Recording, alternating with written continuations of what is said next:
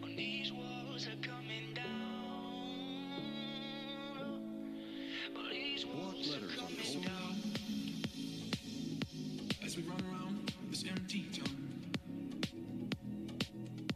and we get drowned, headed back to my house, feeling so wild. Got me calling for that real love, like a whirlwind. You got that hurricane love, got me calling for that real love, like a whirlwind. You got that hurricane love, the way you're taking me up, you got me hooked on your high love, just like a beat in my heart.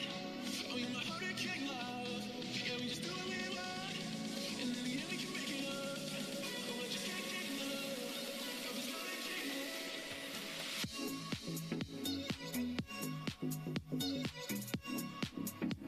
Oh, I just can't get enough.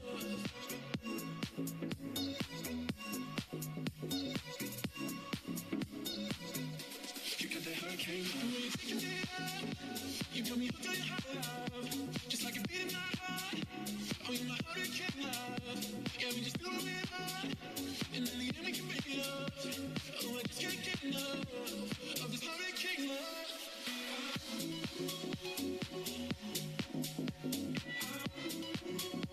Oh, I just can't get enough.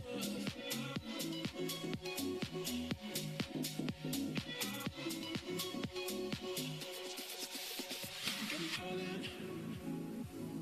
calling for that real love, like a whirlwind. You got that hurricane love, got me calling for that real love, like a whirlwind. You got that hurricane love, the way you're taking me up, you got me hooked on your high love, just like a beat in my heart. Oh, you're my hurricane love, yeah, we just do what we want, and in the end we can make it up. Oh, I just can't get enough of this hurricane love.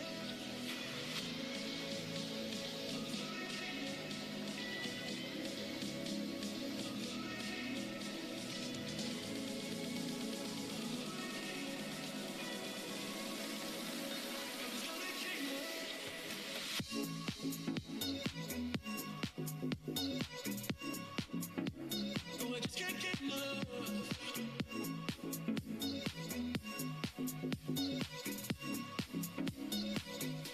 You got that hurricane love, the way you're taking me up, you got me hooked on your high love, just like a beat in my heart.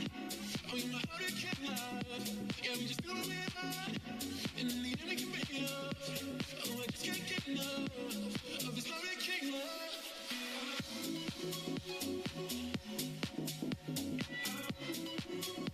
Oh, I just can't get enough.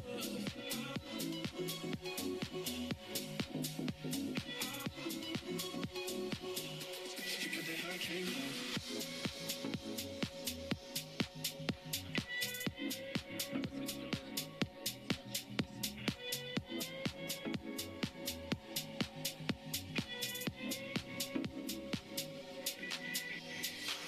I left you deep in the water, I left your heart out to drown.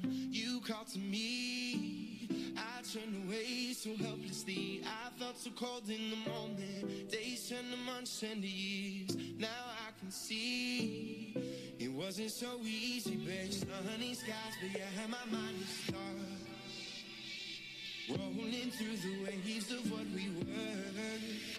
I know you're drifting far away from shore, but know that I will be here evermore. In lighthouses, searching for you out there, wondering if you care. Lighthouses, hoping I call you home, but here I am still alone.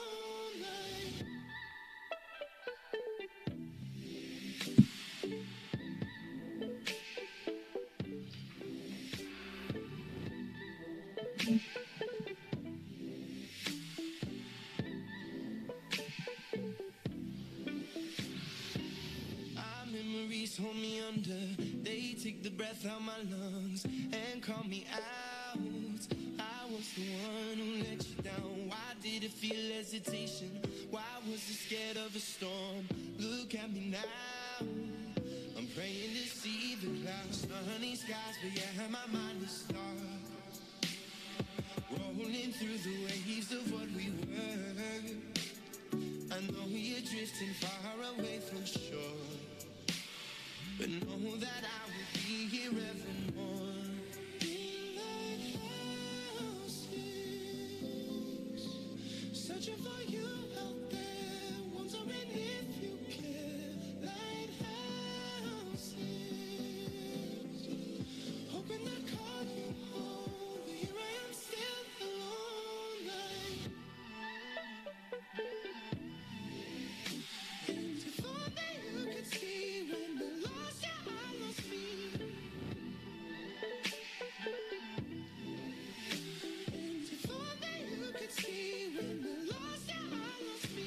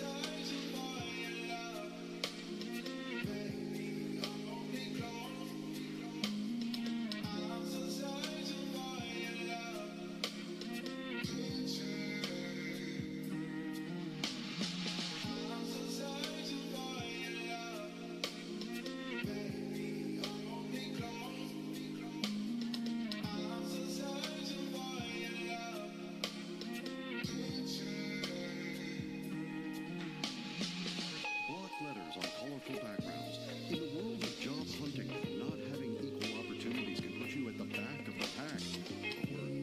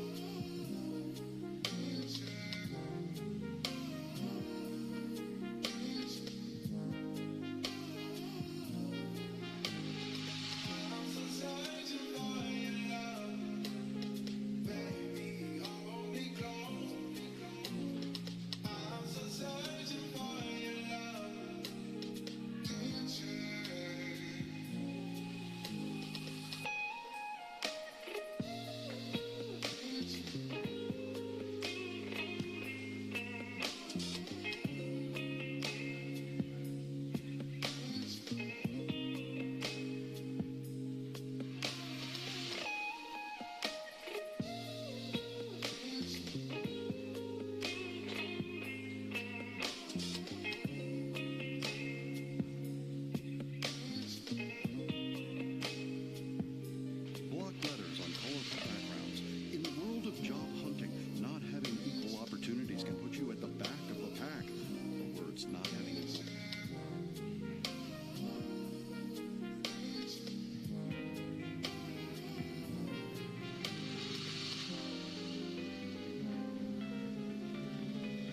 Companies gain knowledge on how to effectively include people with disabilities in their There's a workforce, spider web where you used to both live by by the front door, and I wonder if an itsy bitsy part of me got lost in it. And between the broken wings, all the I love yous and the empty things, somewhere in those silky strings, an itsy bitsy piece of me got lost. I wish I wasn't on my way. I wish I didn't have to see it every day.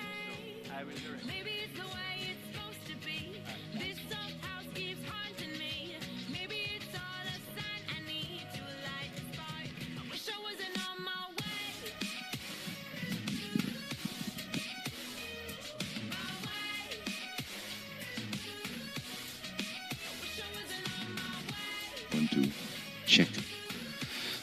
Testing 1, 2. Good morning, ladies and gentlemen. Just to let you know that we shall be beginning session 3 shortly. So we're asking those persons in the room to remain. And please encourage your friends who come in to remain also so we can start as soon as possible. Thank you very much.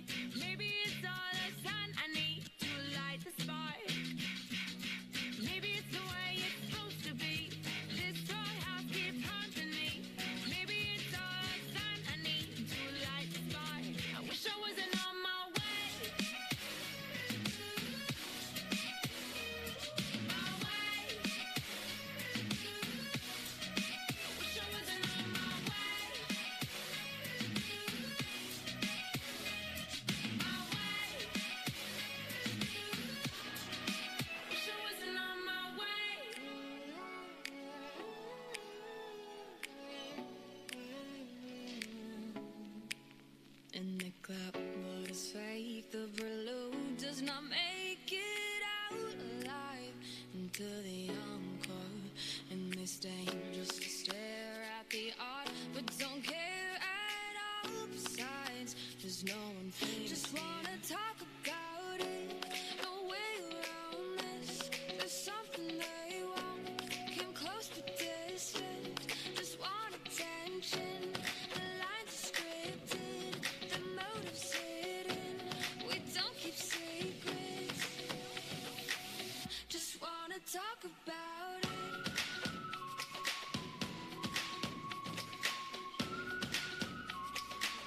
Just wanna talk about it.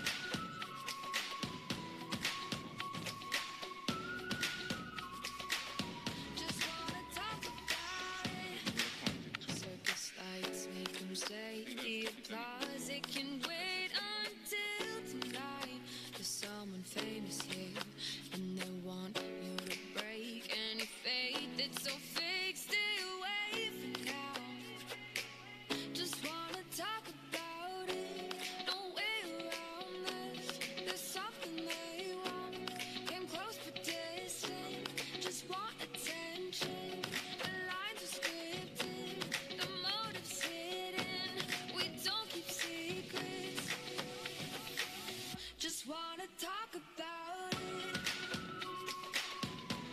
No way around this. Just wanna talk about it. No way around this. Just wanna talk about it. So over empty words and phrases, praises and sayings that just don't mean. So over pointless conversations, places and people who make believe.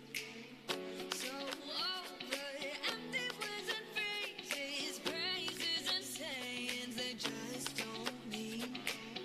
So over pointless conversations, places and people who make believe. Oh.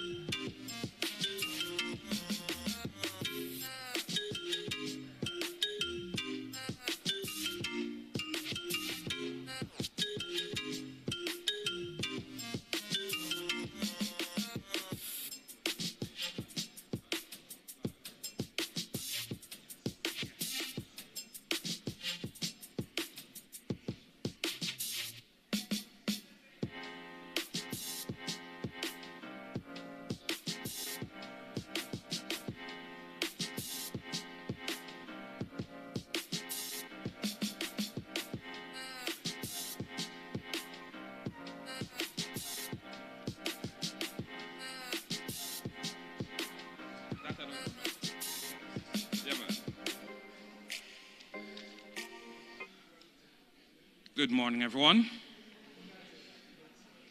Good morning, everyone. We're about to start.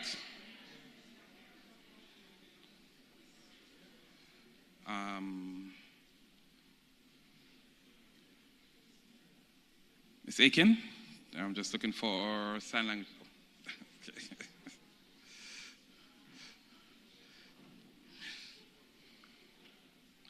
Great, we're about to start.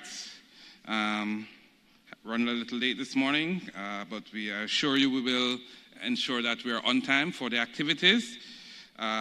We have as our master sermonist for today's proceedings, Mr. Lyndon McDonald, so he'll be introducing all the moderators. He is the Telecommunications Systems Manager at the Spectrum Management Authority, one of the agencies under the Ministry of Science and Technology. We ask you to welcome him to the stage as he takes you through the process for today, proceedings for today's sessions. Thank you.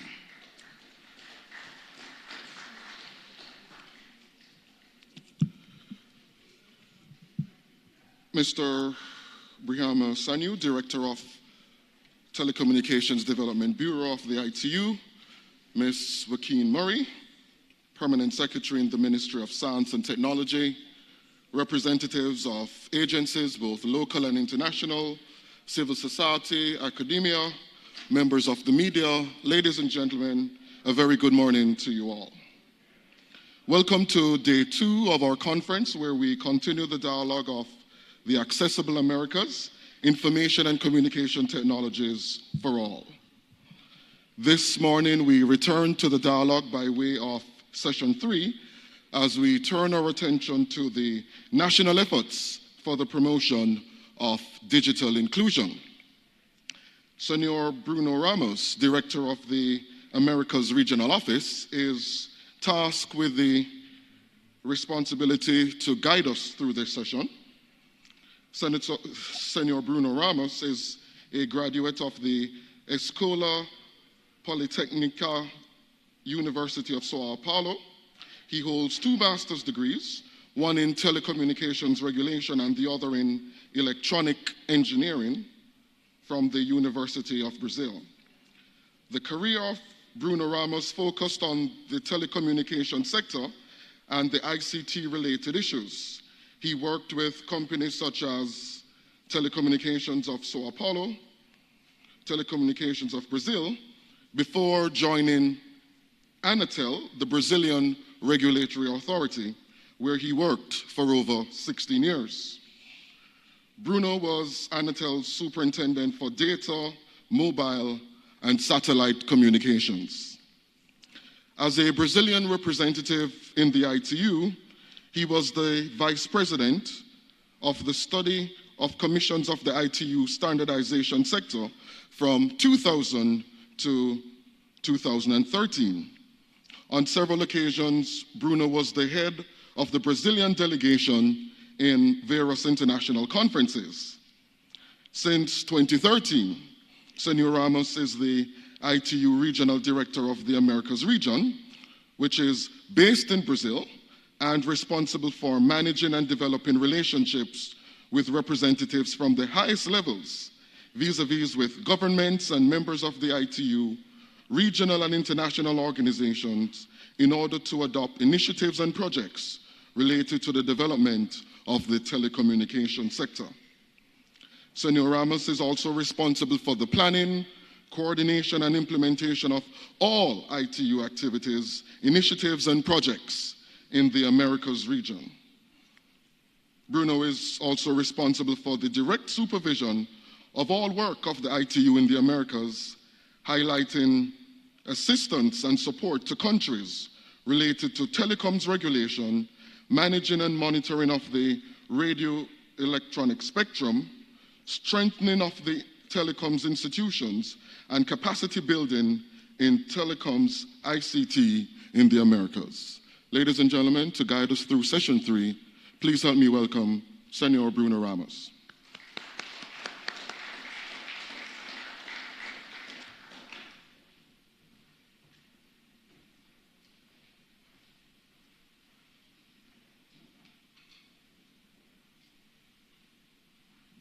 Good morning, everybody. Good morning. It's everybody is excited about this morning.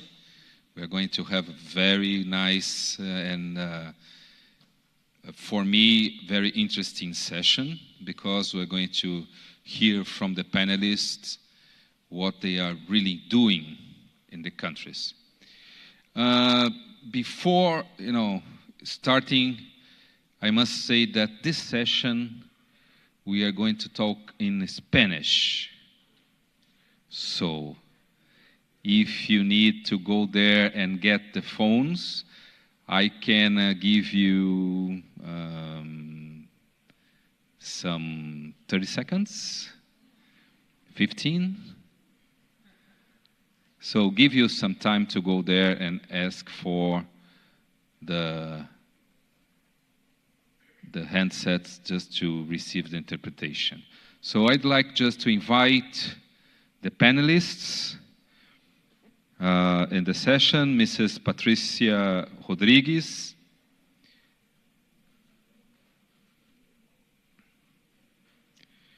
Mr. Humberto Pinheira, Mr. Alfonso Hernández Maya,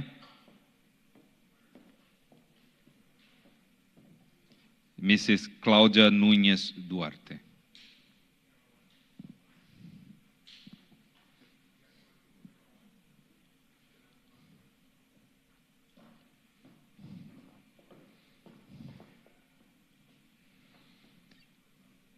Okay, just give you some time to receive the handsets, and I'm gonna change to Spanish. Also, I'm gonna change a little bit the protocol.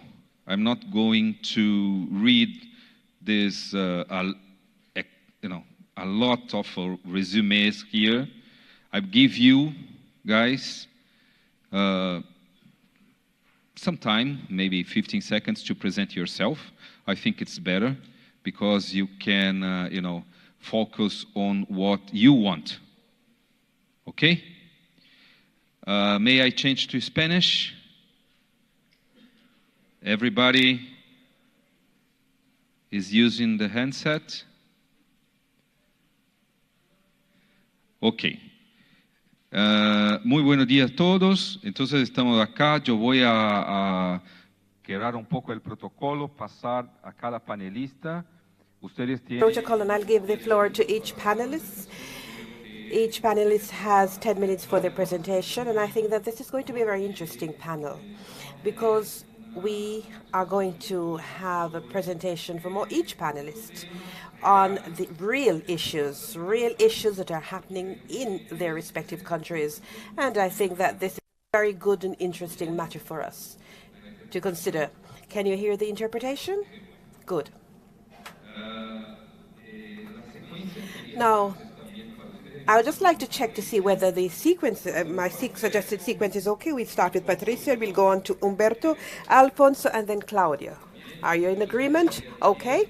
So I'd just like to call upon each of you to introduce yourselves so that you can tell us about the issues that you're dealing with and the questions that are the most important for you in your respective careers. Patricia, you have the floor. Good morning, all. I prepared something on the process of regulation for accessibility for Anatel in Brazil, which is a national telecommunications agency. Can I start with this, or should I just pass on the mic to somebody else? Okay.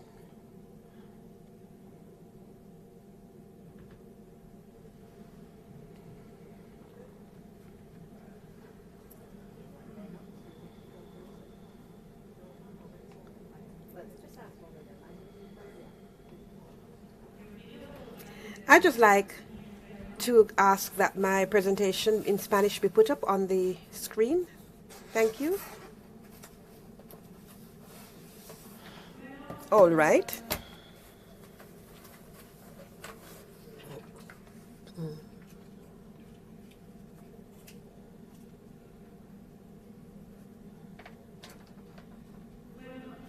Well, our experience in accessibility in Anatel has followed the following cycle. Firstly, we have a dialogue with the sector. Sí, la presentación está en We have the presentation in English, but of course, I will be speaking in Spanish.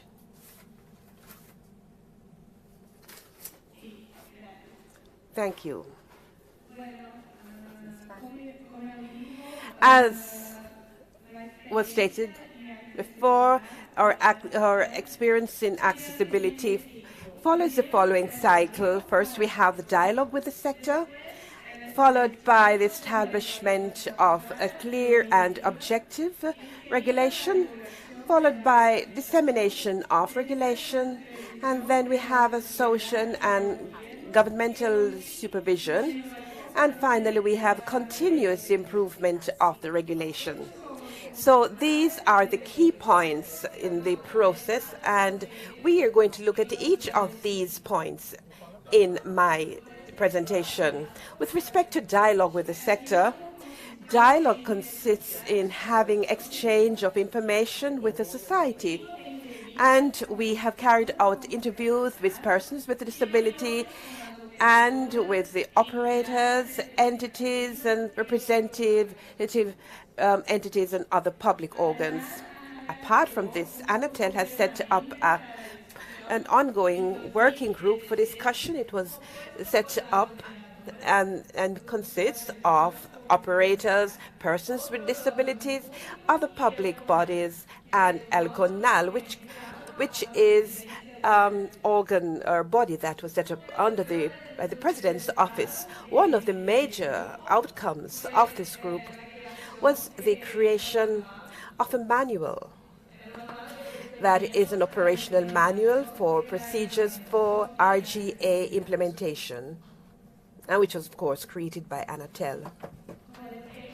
Now, with respect to regulation that is clear and objective, Anatel published general regulations on accessibility. And this was based on law 13,146 of July 6, 2015 on persons with disabilities. It consolidates already existing laws and set forth improvement for the procedures for dealing with and disseminating information by the operators.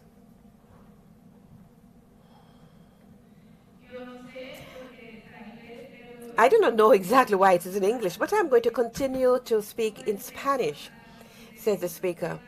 Now, with respect to rights and obligations of the rights of persons with disabilities, the RGA set up a system of individualized priority attention to persons with disability. And apart from this, all of the physical documents have to be in accessible format. For example, contracts, offers and service plans, commercial offers it is, and all of the websites should be in accessible format for all kinds of disability. The following standard.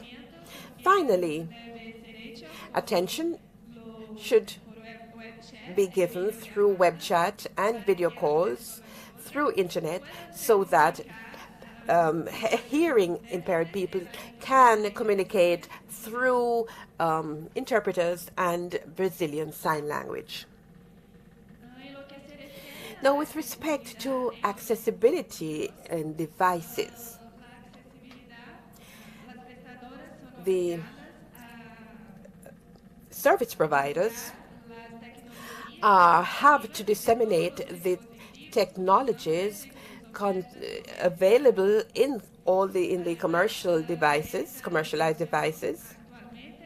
Now, this dissemination is being carried out by the GARI platform, which contains information on the major manufacturers throughout the world. Now, with respect to the terminals for public use, even though that They may not all be used by the Brazilian population. All of these tubes, that is a terminal for public use, must be adapted for people with visual disability. We have a touch possibility. Now, with respect to the CIC, that is the Intermediate Center for Communications, we think that is an interpreting center, and through the CIC, persons with disability can communicate with interpreters on Libras, which is the Brazilian Sign Language. Access to CIC is free of charge, and it should be available 24 hours per day. Service access is free, but internet services may be charged. Now, with respect to dissemination of regulation, here on the screen you can see Anatel website, and you can show how we disseminate the major resolutions, laws, regulations, as well as the procedure manual, which contains best practices in the market, as well as standards, and provides a few guidelines for implementing and carrying out accessibility. We also have a social media. We have a video which is in Brazilian Sign Language, which is called Libras, as I said before. We also have dissemination on a webpage of Anatel. It shows the major rights of persons with disabilities that have to, all of these rights that have to be brought into consideration. Now, with respect to social and government supervision, we think that accessibility is important. In keeping with the regulations, service providers have to follow the following criteria. They have to have accessibility on their websites. They have to give specialized service in stores. They have to ensure the efficiency of the mechanisms of interaction through electronic messages, and they must ensure volunteer actions that encourage accessibility. All of this information will be published in the major newspapers, as well as the Anatel website and on social networks. Finally, with respect to the ongoing improvement of regulation, Anatel has carried out an analysis of the effects of present regulation, including the Manual of Procedures for the implementation of RGA, which is created by Anatel and which is based on its regulations. I'd like to end this. I'm here available. If you have doubts and comments, I'd like to invite all of you to learn more about Anatel in Brazil. Thank you so much. Muchas gracias, Patricia. Thank you very much, Patricia. Vamos hacer una ronda. So we are just going to go around and ask. We'll have a round of questions for all of the presenters at the end. I now give the floor to Humberto to give his presentation. Please tell us what you're doing and something about your own history, your own story. Thank you. Humberto, thank you. Good morning. Thank you very much.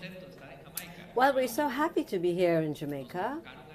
When we were invited to this meeting, I was very happy because I was here 10 years ago in Jamaica, and we were in Ocho Rios, Negril, Montego Bay, and we shared Costa Rica and Jamaica. We shared our culture.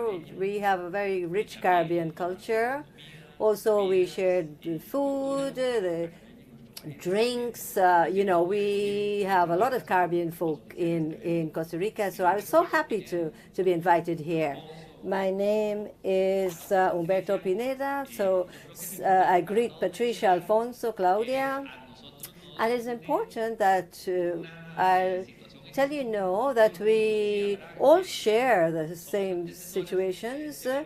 We started this movement really of Accessible Americas, And as you will see in our presentations, that we share elements and experiences, and we are so happy to be able to be here to share all this with you. So, well, here I am. I'll start then.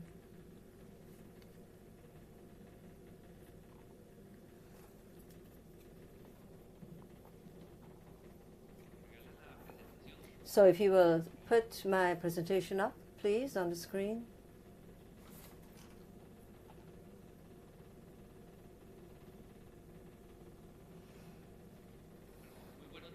So, good morning again. My name is Humberto Pineda. I'm Director of National Telecommunications Fund, FONATEL, of Costa Rica. FONATEL is a fund which is administered by us, but allow me first to give you some figures, because my presentation, the objective of it, is to do a kind of exercise with you, and I will try throughout the presentation. I will not be doing it so academic manner from a researcher point of view, but I will sort of lay the ground for you and speak a little bit about telecommunications and in the country and the objectives and what we're doing to meet the Sustainable Development Goals. So, and how we are involved in the process now. In my country, Costa Rica, and for you to be able to understand us, we're a small country. We have about 5 million persons. We don't have an army, and this is very significant because it's part of the hypothesis that I'm going to deal with in my presentation. You're talking about a lot of expenditure for if you have an army, and therefore this obviously will impact on development in Costa Rica, and we believe a lot in development, and all our resources, we dedicate them to cross-cutting issues, and this will also be part of what I will speak about to you today. So, as I'm saying, we have a high index of development, significant. We have a life expectancy of 80 years. We have extension of 52 square kilometers. We, you see, you have the presentation in Spanish, you have it in English here. And I think that these figures and factors are important so that you can understand my country and the significance of my presentation. Okay, please, can you put it? It's in English. It's in English, yes, it's there. Yeah, sorry, I was looking at Spanish only. Yes, good, so we're good, fine. So we spend about 9.3% of our GDP on health, and on education we have about 50% of our GDP for the cross-cutting issues having to do with development, health and education. So based on this, I will begin my presentation. So what is the impact that public policies for universalization would have in my country on health and education? And what kind of universal policies regarding telecommunications that we'll have in our country? And you will see that these are strong pillars for us. And it's very important that you understand this, because yesterday, when I was listening to the various presentations and the comments, I saw where the Universal Service Fund was being used. I listened to the private sector presenting. Here we heard the Grenada presentation, and I learned how the telecommunication officers were working and how they were participating in this whole process. And I think that once we have a coexistence of the universal services in health and in education, this would have great impact on development. And universal access to technology, of course, would help us all to live better lives.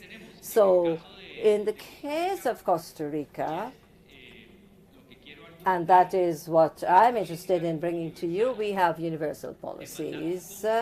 Our constitutional mandates focus on health, education, and access to telecommunications and technology. So Accessible Americas 4, and many of you here were in Costa Rica for that one. What did you learn from that experience? We learned to commit ourselves even more to public policies, because these are critical for successful development of our societies. And we have to be engaged in specific policies, taking on board the needs of our societies. As you know, we are not with you if we are not with you. So yesterday, the legal persons of civil society represented by Jamaica here, the question was, well, where are we here if we're not here for everyone? And that is an important matter. In Costa Rica also, through Accessible Americas, we have a website, and Adele spoke a little bit about that, and she showed you Mexico, Brazil, also Costa Rica. We assisted in the process of setting that up, and from 2017 we have similar policies, and this is why today we have a lot in common, and which we are sharing with you today. So obviously we are talking here about the manual or policies manual that we put together to represent the Americas, and this is what we came up with in 2017. We carried out a ranking evaluation, and here I will focus on this so as by way of example. As a result, one of the results of Accessible Americas, and there you see where we try to audit the accessibility of the web page for the public in Costa Rica. So here you have the evaluation. It was done in an autonomous manner digitally. And this is very important, that we use authorities that are not internal and who can be objective, and therefore there is no prejudice. So in Accessible Americas 2017, we came up with a position of 33, 18 out of 33. So that shows that we improved our ranking, and it shows that we are fulfilling our mandate. We have the own page available, accessible to persons with specific needs. So Accessible Americas and the Costa Rican policies in this regard, we insist on access to education, to health, and there are local operators, the public sector. We have the regulation that's necessary. Civil society plays a significant role. They are linked with us in strategic manner. Now, so where have we come to date? We have universal policies, we have the Universal Fund, and what you're seeing here, this is a portfolio of the projects and programs that we have that are supported by the Universal Service Fund in Costa Rica. And we insist on the rights of digital access for all persons. And in addition to health and education, justice for all, access to technology, to information, and for the population with specific needs. So in terms of the Universal Service Fund, we have public-private partnerships. They all tend to be that way. Yesterday also we were commenting about the Universal Service Fund, that we needed to inject it with a little bit more of this dynamic of the private-public partnerships. And in terms of the Universal Service Fund in Costa Rica, we're insisting on bridging the digital divide. We are seeking to link offer demand from a perspective of use and service, and also ownership. So what who are we doing this for? Who is the Universal Service Fund targeting? And we've seen that sometimes the infrastructure that we have at our disposal is not cost effective, that persons with specific needs sometimes do not benefit totally from access to this fund. So sometimes we, Costa Ricans ourselves, do not benefit from universal access because it's a universal policy, and therefore we have to make sure that there is access to all, and especially at the national level. So talking about the strategic nuclei that we have, we try to make everything accessible to persons with special needs, and these then tend to be the kinds of features that we pay attention to, and we focus also on promoting literacy and moving towards employability. And all of this tends to be funded by the Universal Service Fund. And so at the end of it all, we focus on the employability of all our persons, including those with specific needs. So the use of digital technology in these sectors, for us, this experience is not only physical, but also there's a people approach. Here, for example, you see persons, older persons, and this is some of the things that we do at the level of Fonatel. Now, in terms of where we are with the fund, in Fonatel, we have in our portfolio 36 projects. We have bidded for $270 million in the past few years, and we've spent $85 million US in establishing connectivity, $30 million in the indigenous populations, and now we're bidding $88 million for our in the indigenous community for bandwidth throughout all sectors, areas in our country to ensure connectivity. And to have the kind of devices that we need. And so that bid is for $88 million. So what is the ecosystem that we have achieved so far? As you can see here, in each of the programs, we have the full participation of telecommunication officials. Sometimes with digital services, we need to have good management, and we have to ensure that our officers are effective with the administration of funds. So this is the kind of portfolio that we manage. We have to be very careful to make sure that everything is cost effective. So we are trying to make the country more and more universal. We have had 6 programs, 36 projects. We've intervened at the level of 1,000 public centers using technological devices. 87% of our country districts are covered. So, and so my hypothesis then is that we must manage an enabling ecosystem that encourages complementary actions, security access, services, and appropriation of technologies in the strategic sectors of development. We need to be cross-cutting in our approach so that we are more successful. So here we're talking about expenditure of 9.3% GDP in health, 8 years life expectancy.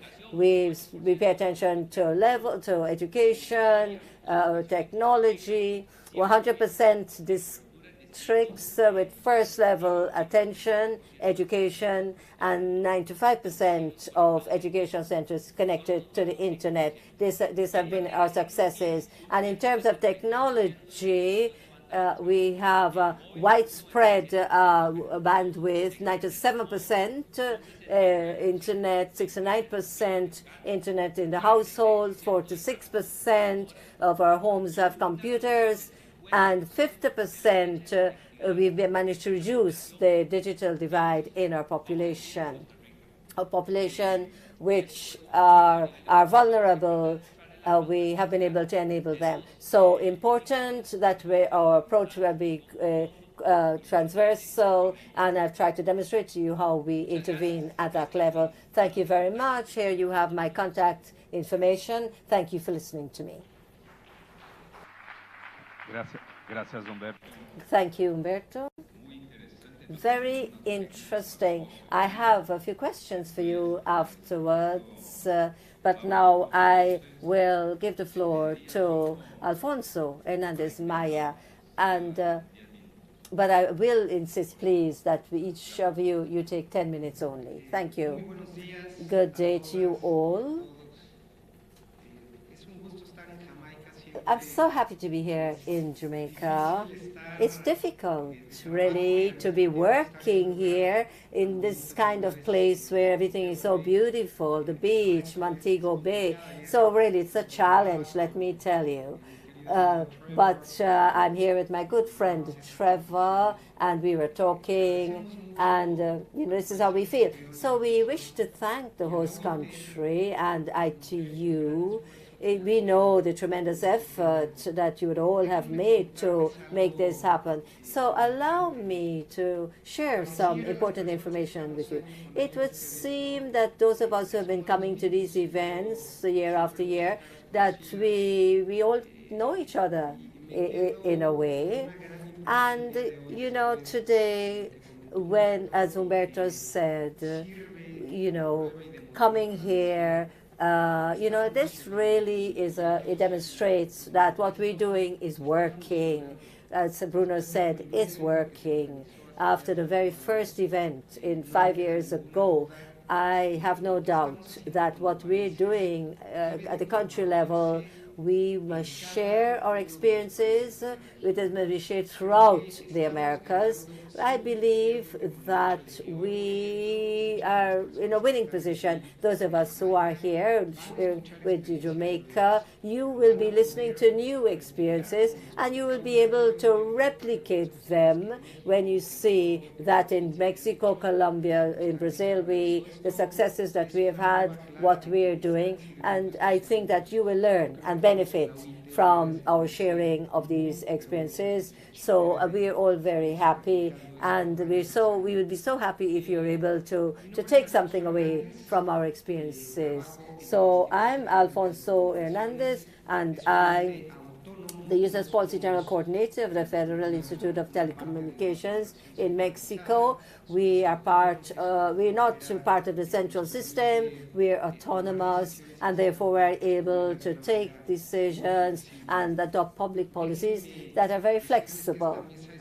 So it's a very rich experience because, as you would have heard from Patricia, the activities and the challenges that they face in Brazil, targeting persons with specific needs. And here we're talking about the benefits of the Universal Service Fund in Costa Rica. You've heard all of that. And I would like to add something to that, something very important, talking about persons with disabilities. So if you would put the English, it's up. Está ahí? See? Okay. Yeah. Uh-huh.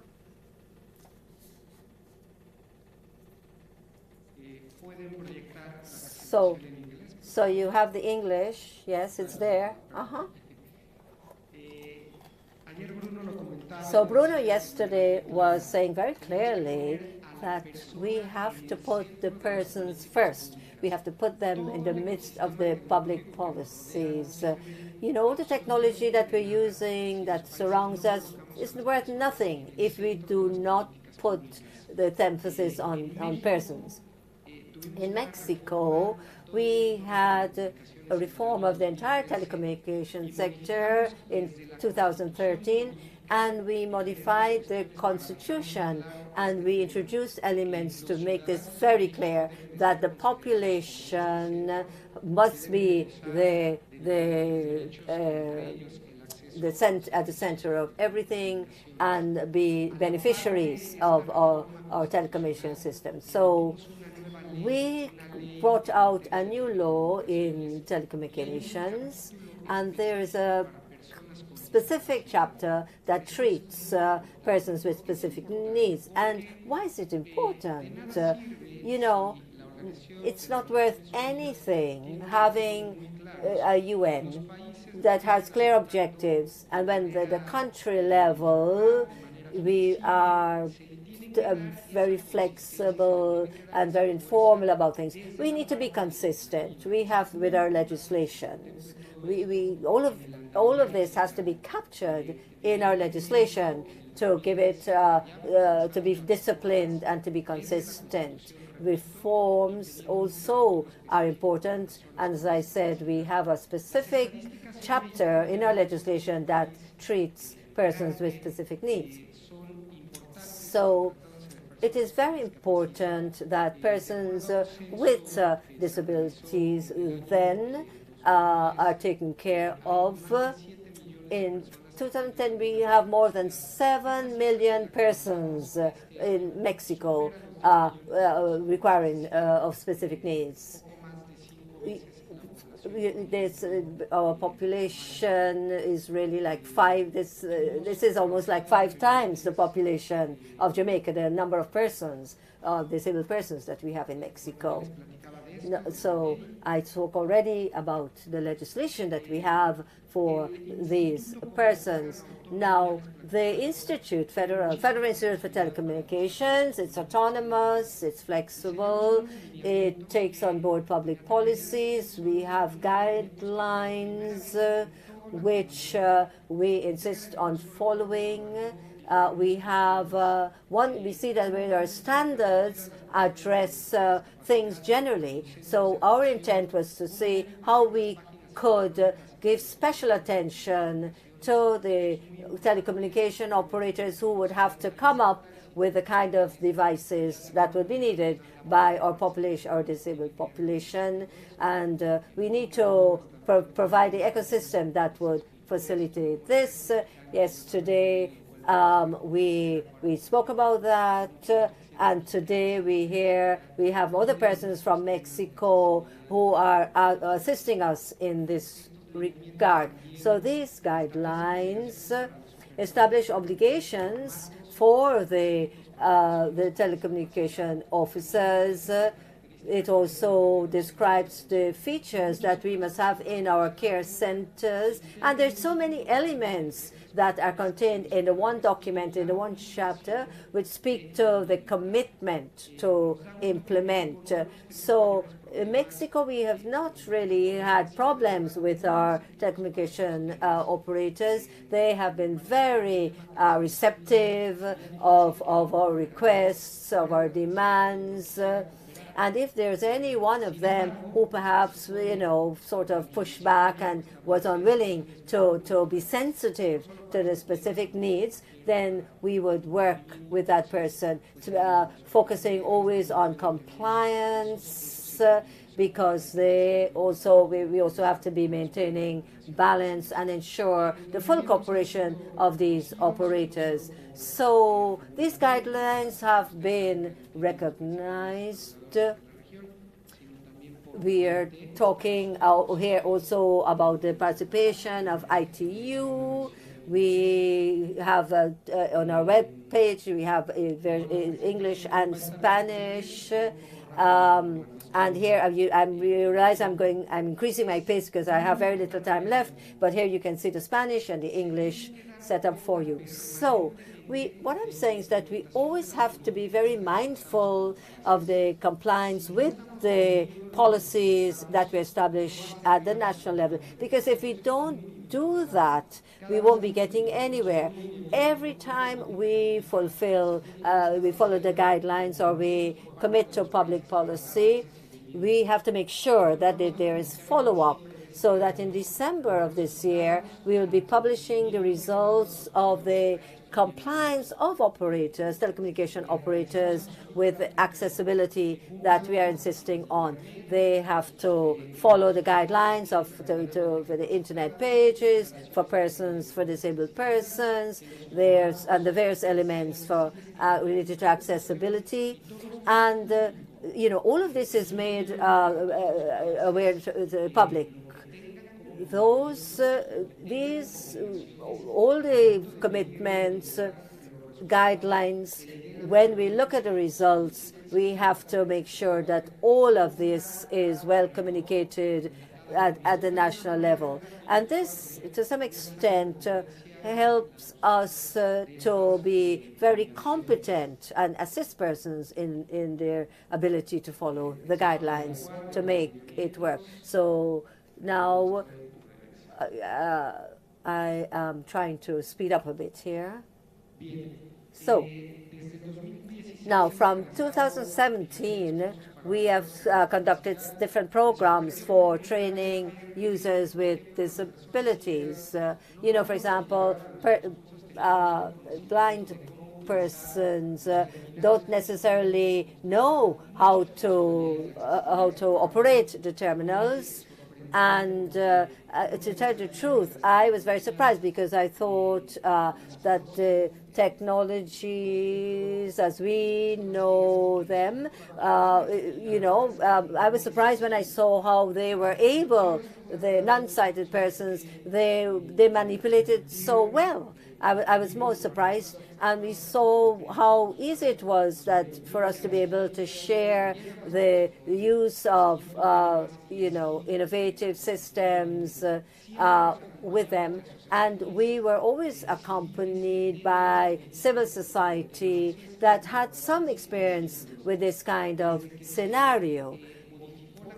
When the Constitution was modified to include these kind of commitments for the accessibility of disabled persons, we saw how easy it was to apply them and to resolve all the concerns at the national level. So your applications that I have here, the same as Patricia described, in terms of reaching out to disabled persons. In our facilities, we have similar technology. And therefore, what I would wish to speak about now is what's next in terms of actions and challenges. What will we continue to do to ensure full success? We have to be aware of the results. We have to carry out verifications and sanction breach of guidelines. And Bruno, I would suggest something additional. I think that after the reflections we had yesterday, how do we measure our success? What I wish to suggest is that we have to, on an ongoing basis, verify the progress, and we should really be putting all of this information up on our web pages for everyone to access. Thank you very much. Don Alfonso, muchas gracias. Antes de pasar la palabra a Cláudia, quería decir a ustedes que vamos a hacer un ejercicio después de Cláudia. Entonces, cuidado, porque yo estoy en moderación. Y yo soy una persona que no me gusta las cosas muy así, cuadraditas, ¿eh? Perdón a los intérpretes, pero yo voy a hacer alguna cosa, entonces ustedes tienen que prestar mucha atención. ¿Ok? ¿Todos están bien? ¿Sí? ¿Mónica? Ok. Tiene que cerrar tu computadora ahora. Gracias. Cláudia.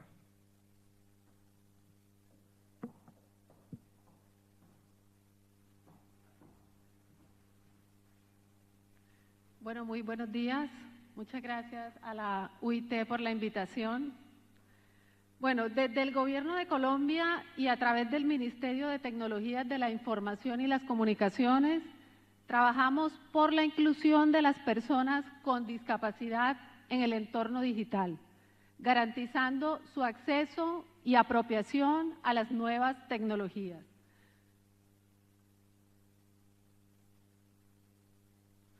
De esta manera, en materia de televisión en Colombia, tenemos closed caption en el 100% de la televisión, no solo privada, sino también de la televisión. Stations, but also public stations. Now, with respect to inclusive education, we have trained in creative industries and in digital skills and technical programs, technological programs, and postgraduate programs, more than 520 persons with disabilities in Colombia. In the same way, we have a very major strategy which is called TIC inclusion, ICT inclusion, and this spans 3 major initiatives. And the first of this is called Cine para Todos. So it's cinema for all. That is a space for entertainment and culture that will allow persons with disabilities, visual disabilities, as well as hearing and cognitive impairment to have free access to accessible cinema in 13 cities throughout the country. And we do this throughout the audio, through audio description, sign language, and special subtitles. And our function carried out in the last Saturday of every month. It is free, as I said, and it is in 13 cities throughout the country. We have facilitated entry into these people of persons. We do this through tablets, through sign language, and we also have simultaneous equipment, simultaneous translation equipment for audio description. In this way, we have impacted more than 91,000 persons in Colombia.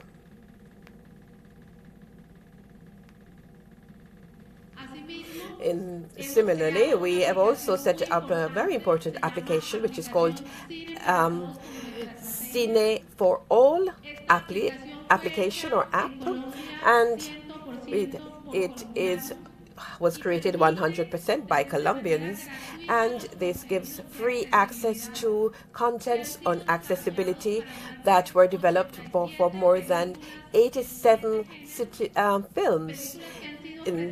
And all of these films were presented in our Cine para Todos functions. And this app will allow you, once that you have unloaded it, that is the accessibility element, this is synchronized in real time with the sound of the cine or the movie that is playing, whether it is in the cinema or in any other video platform. Now, what are the major characteristics of this app? The most important thing, it can be unloaded free of cost on any devices, Android and other devices. So we have 1,500 registered users that are enjoying these movies with these accessibility content. And once you have unloaded this, it is no longer necessary to be connected to the internet to enjoy these films. Also, we have another very major and important strategy, which we call Centro de Relevo, which is Relay Center, which is a platform coming for bidirectional communication, which allows hearing impaired persons to communicate with hearing people and vice versa. This is through a sign language interpreter using fixed telephones, smartphones, tablets, or computers. This is a service which is offered free of charge by our ministry, 7 days per week, 24 hours per day. Our relay centers give two very important services, and the first is the call that is through normal communication between one hearing person and a deaf person through a sign language interpreter, and the second one is called the online interpretation service. When a hearing person meets a deaf person and they cannot communicate, well, they can have access to our relay center through our interpreter, who in real time ensures communication between these people. So we have carried out more than 2,700,000 communications through our relay center. And we also have an application which we call the Centro de Relevo or Relay Center application, which can also be unloaded free of cost on iOS and Android devices. Our third major strategy that I mentioned is our strategy we called Convertic, and that is ITC Convert. Through the ministry, we offer a service of free load of software which allow people with visual disability or low vision to have complete use of a computer as well as all of the functions related to a computer. So we unload the software in Colombia. Anyone unloading it in Colombia receives free of cost from a special device from our ministry, technical support, solutions to their queries on its functioning, as well as continued use. So we have more than 590,000 licenses, free licenses or permits that are given out across the country. So we also have 8 courses that are completely accessible for blind persons. You can see this in the images. And these courses, training courses, can begin in our virtual platform, and they are fully accessible to persons with visual disabilities.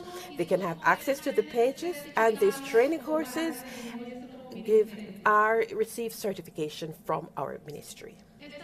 So these are the initiatives that have been carried out as far as ICT is concerned to ensure ease of operation for persons with disability. So these are 3 major strategies that we have in Colombia. I do not know if anyone can hear me to help me with the video. I just want to put it up.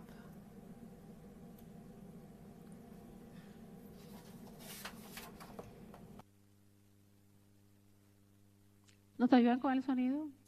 Can you help me with the sound, please, for this video? Communication that guarantees the rights of access to persons with disabilities. And the first of these is the Relay Center, which allows deaf people to communicate with others around them through a call or for the request for interpretation in sign language in real time. Of course, we also have inclusive software, which is called Convertic, through which blind people can use the computer to work or train themselves. Also, we have the Cine para Todos project, where persons with disabilities can enjoy the STEM art in an inclusive and active participation scenario. We are innovation, we are passion, we are ICT and inclusion.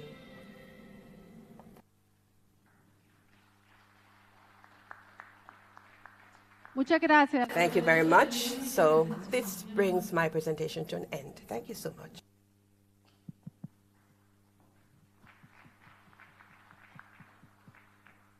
Muy bien. Good. So now we're going to start our exercise. How many people here understand Spanish? How many people here understand English? All right. For the interpreters, I am going to change into English at this point. This is the first point about accessibility, how to understand each other. So close your computers, close the computers. Okay, I'm coming. Okay, close. Okay, good. So, what do you think about the presentations? Good? Okay. I'm gonna ask the panelists one question for you all. You have 10 seconds to respond. After my question, I will search someone to ask the other question. So I will pick up one of you guys. So please think about the question that we're going to talk to the panelists. Okay? Prepared? Yes or no? Yes or no? Yes, good. The question for you guys, you can answer in Spanish. You talk a lot about regulation because you are from the government. You talk about a lot of activities that the governments are doing. The point is, why we need so much regulation? What is the problem about the interaction with the companies that are providing the services? So do you have any, opinion about it? How we can improve the interaction between the companies, that the companies can also do something without any or so much regulation? So you can respond. You have 10 seconds. Go ahead, Alfonso.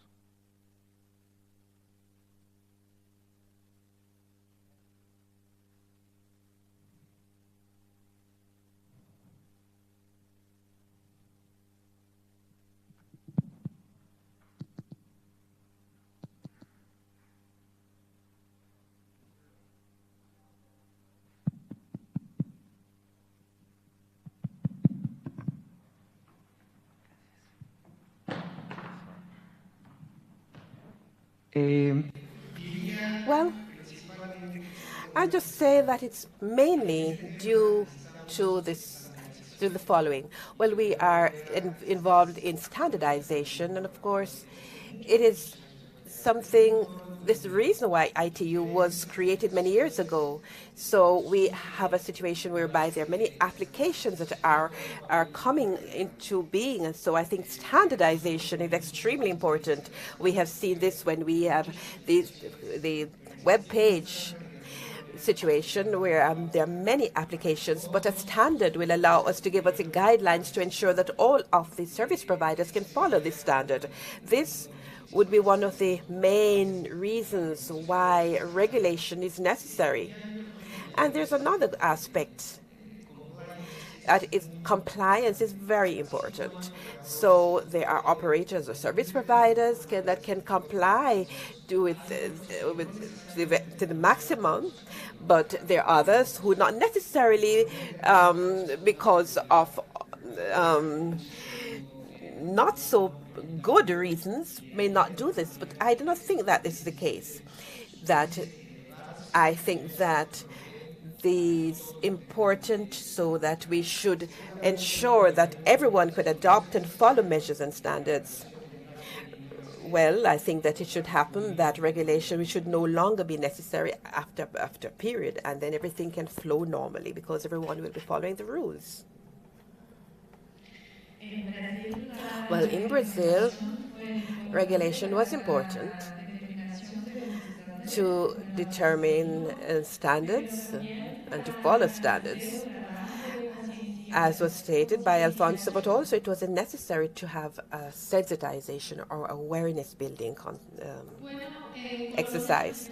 Well, in Colombia, we also have excessive regulation, and in our government, the government that has just started, we have decided to present a draft law to the Congress, and this draft law calls for modernization of the ICT sector and the simplification of regulations so that we could have one sole regulator covering the whole country. So that is what we're working on at this time, and that is a major challenge and major priority for the government of Colombia at this point.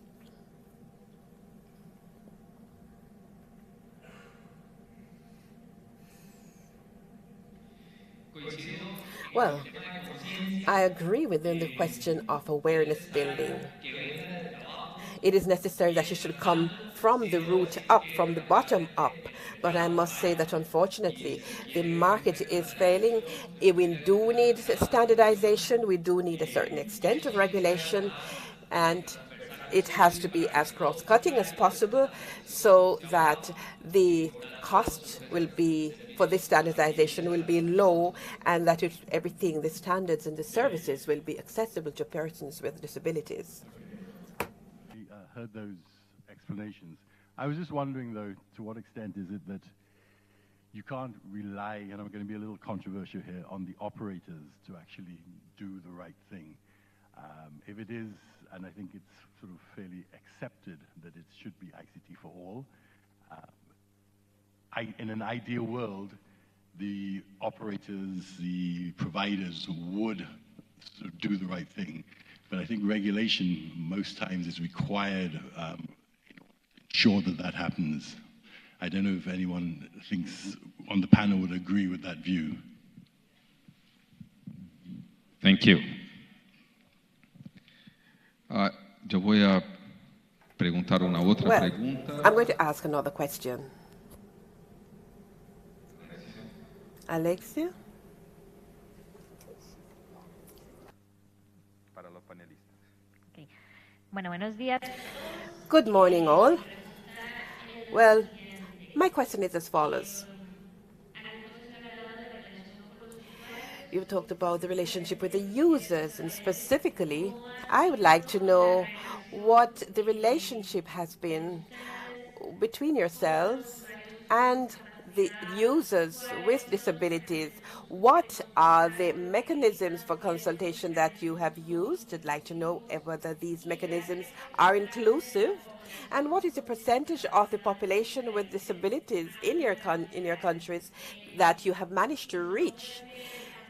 And if the experience was not so positive, what do you think is lacking? What is needed for you to reach the final user, the user? Very, very quickly, who would like to answer?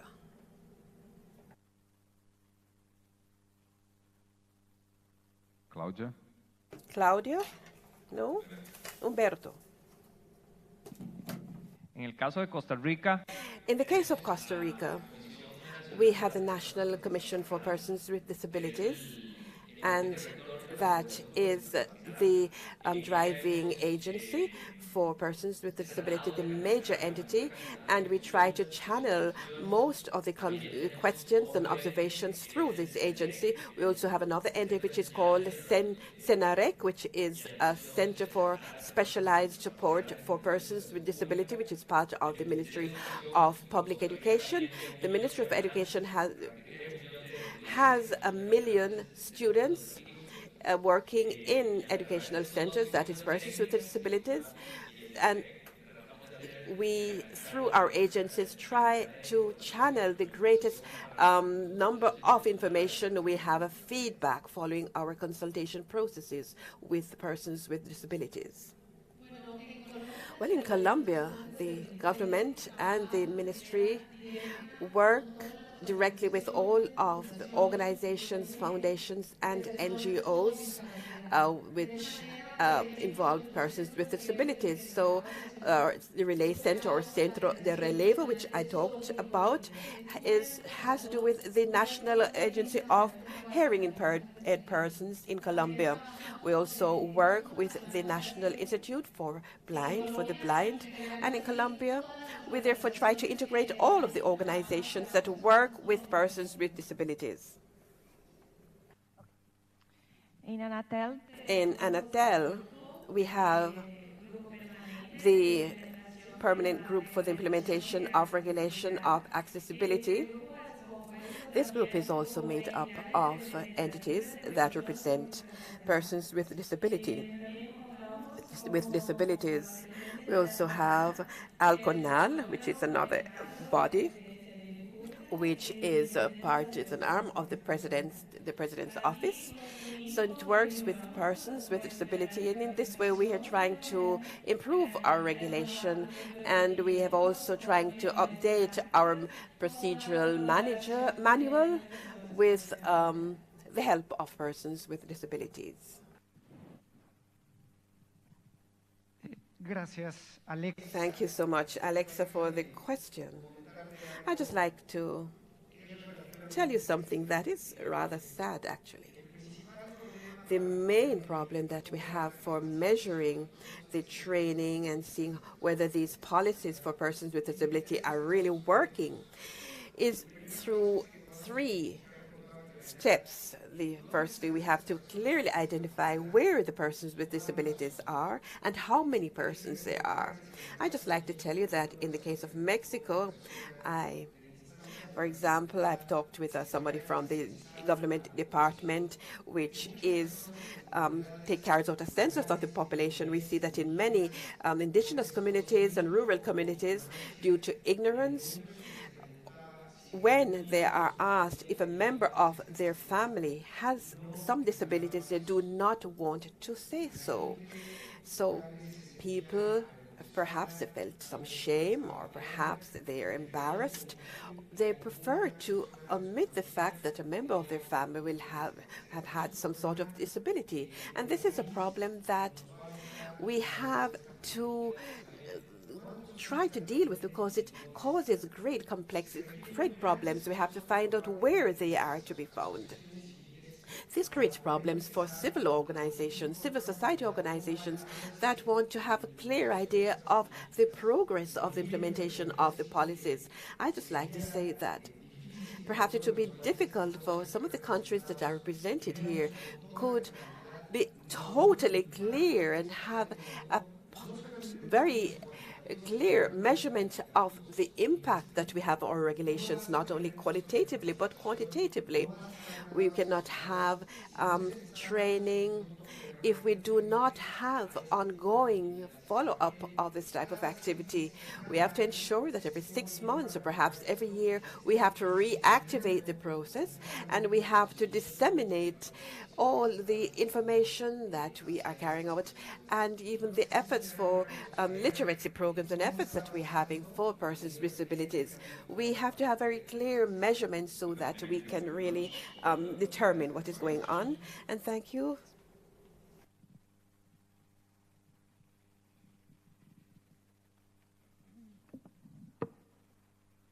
Hi, good morning. My name is Claudia Gordon, and I'm from Washington, D.C. I work with the Sprint Accessibility Team, which is a division of Sprint. I applaud the work that you all are doing in your individual countries, the regulation, the training that you're making happen. As a person with a disability myself, I find your work very progressive. One thing that seems to be not addressed adequately, in my opinion, is I would just like to know what you're doing in your countries about captioning on television. Captioning is a form of communication. It's a form of information. So can each of you just share briefly what your countries are doing for captioning on television for individuals who have a hearing loss?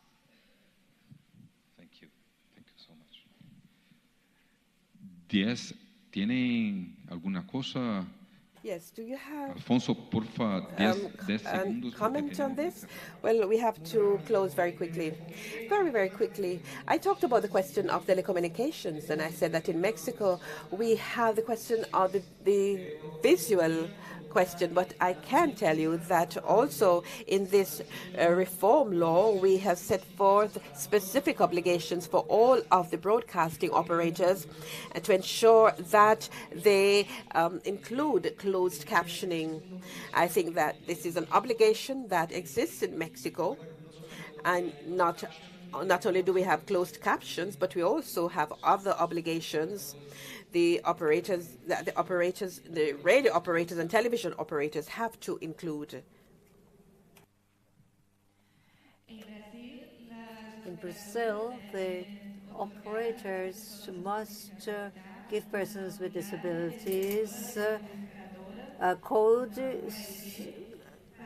so that URD, so that they can that way receive the technology that would help them to access the content, including closed caption. So URD is free of cost and can be requested. In Colombia, as I mentioned in my presentation, television is accessible. We have closed caption 100% in public and private television. We have not yet been able to apply sign language in the private television. Public television does have it for some of their programs, and we are currently working on this so that private television also can be able to provide this service, at least for news, for the news programs. In the case of Costa Rica, we have not yet been able to transmit digital television. In 2020, the state policies state that this will be indeed a reality, and therefore all persons with disabilities will be able to access with closed captions. Thank you very much, all.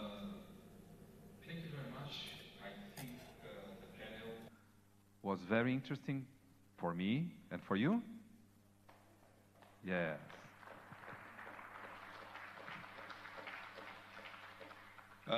Just for your information, one important thing that in the beginning, when we were planning the Accessible Americas, because we saw in 2014 that we have in Americas a lot of people working on accessibility and inclusion. So many associations, NGOs, governments, etc. The point was, during that day, trying to create a platform to you to interact. After 2 years, we noticed that the operators were not very engaged on that. So we had a lot of governments, we had regulation, we had NGOs working a lot, but the operators were not very engaged on that. So I think it's very important. This is the reason that we have this America's Accessible as a platform also for the operators to come and share. And I thank you so much. Just to Sprint is here trying to give us the experience that operators is doing, because it's not for me, it's not a point also, it's only about regulatory aspects and work of the non-governmental organizations, but operators have a very, very important role on that and must be engaged in the accessibility and inclusion of everybody. Thank you so much. I ask you applause for the panelists. We are going directly to the to give the awards, because we have here the Brazil, the first Accessible Americas in 2014. We have the second one was Colombia in Medellin in 2015. After that, Ciudad de Mexico in 2016, and San Jose, Costa Rica in 2017, and right now Montego Bay, but Montego Bay we receive the award next year, not right now. Okay? So I ask just to help me what I have to do, because I don't know.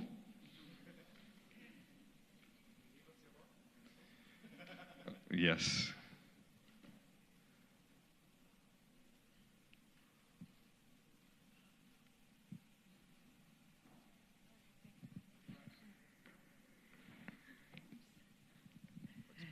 Thank you, Bruno.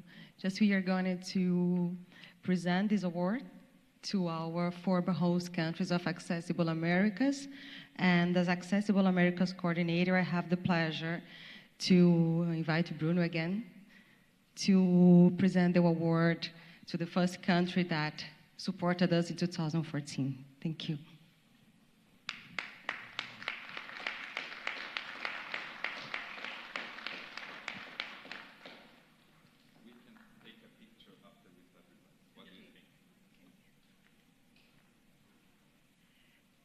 And the award Our special thanks to Colombia for hosting the event in 2015.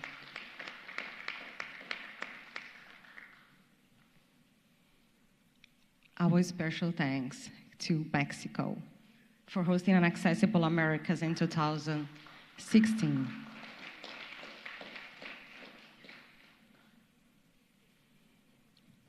And thank you to Costa Rica, Pura Vida, Pura Vida, for supporting us last year.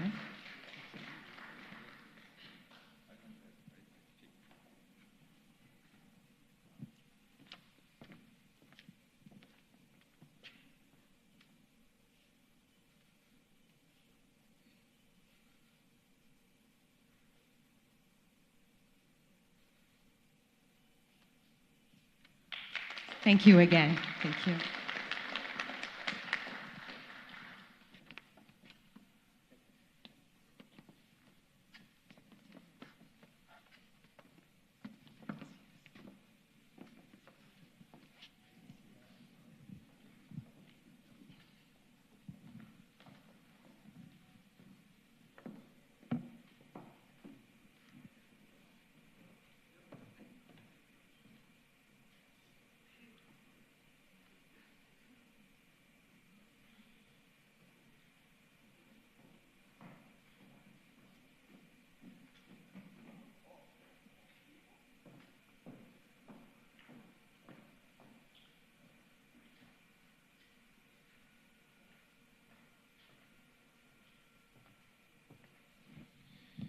So, going directly to the next event, so I'd like just to, may I? Or you want to say something?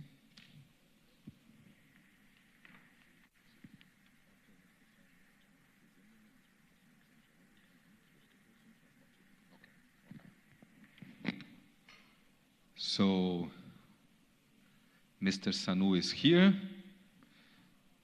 You want to invite him? He's here.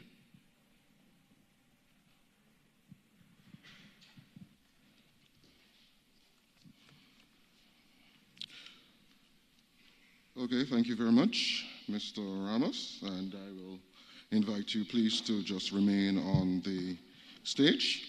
At this time, we're going to be moving into our tribute section, a very fitting tribute indeed for Mr. Brahima Sanou, Director of the Telecommunications Development Bureau of the ITU. Mr. Sanou, may I invite you to the stage, please?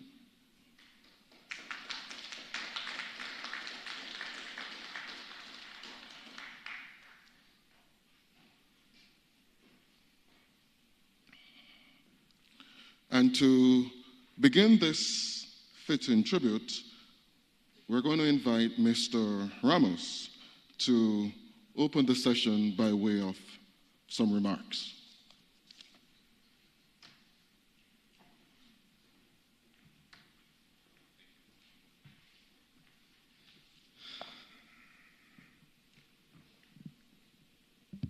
Okay, so we are going to start for us in the ITU. It's a very, very important tribute. First of all, I'd like just to thank very much the government of Jamaica for hosting this event, and for all people that worked behind the scenes, the interpreters, the people in the camera, the people that is doing this audio, etc., etc. I think it's very important because we are here because of you guys. And for the government of Jamaica, thank you so much. The ITU, I'm going to start that. ITU is not the staff, it's not us, the director, the regional director, the other staff. ITU is you, the members. The members are the ITU. You are the real union. We are here to serve you, to give you support in the implementation, in reach the objectives that you gave us in the past and you are giving us during these all 153 years. So thank you so much for the government of Jamaica, and thank you very much for you for being here.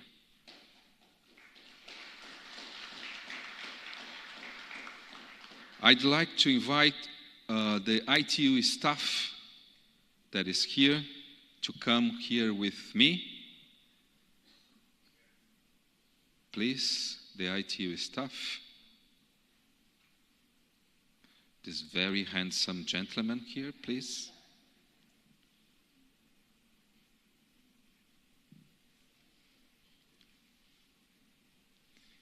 Come with me here.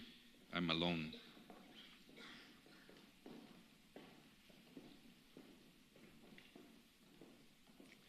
You can stay here.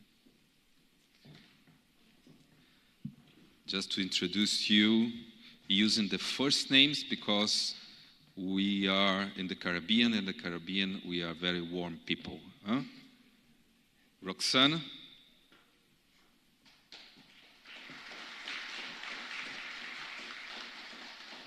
Anna. Caroline. Sharon. Simão.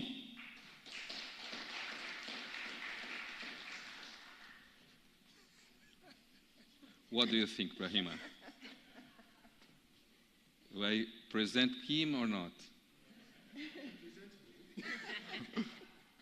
Mr. Sanou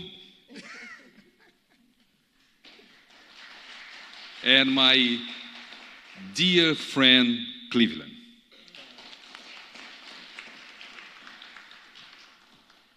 Here we are here to introduce you two men. They are completely connected because one does not exist without the other.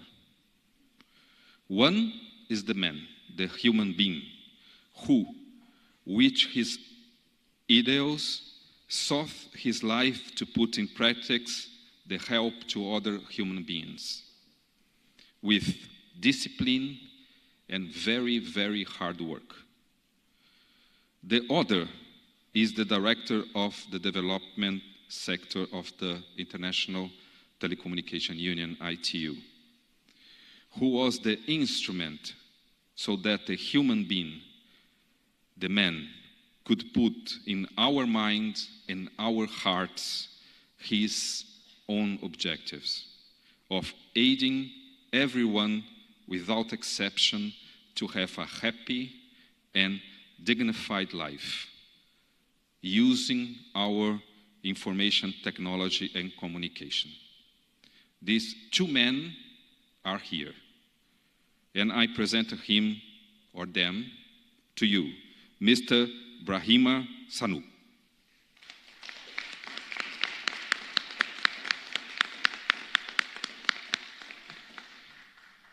I invite Cleveland to say some words right now. Thank you. Good morning. Wait, we're going to start again. This is not the Jamaican way of saying good morning. So let's go again. Good morning to you. That's a lot better. You know, it is always so good when we take this opportunity to recognize the contributions of someone in our lives. And traditionally, we would do that at the time of some funeral. You know what I mean? Yes? The time we hear of the wonderful things someone would have done normally is at funeral services. Today, it's not a funeral service. It's a time of celebration. Do you agree? And as in Jamaica, you see what they do. The first sign they give is the sign of this. So can you do that as well, please? Each person here When you go out to have a meal or to have a drink, you see the people, the guys who are serving you, always put their hands on their heart. From their heart, from their service. So if we could do this once more, it means from the heart. And today, we are giving this tribute from the heart to Mr. Brahima Sanou. Ladies and gentlemen, one of the very important traits that define an individual is often the call to duty, the embrace of responsibilities and service, and the legacy that is crafted for humanity as they traverse the social and corporate ladders through life. This call to duty and service is so much exemplified in the man who has led the BDT for the last 8 years, Mr. Brahima Sanou. Today we wish to pay tribute to Mr. Sanou.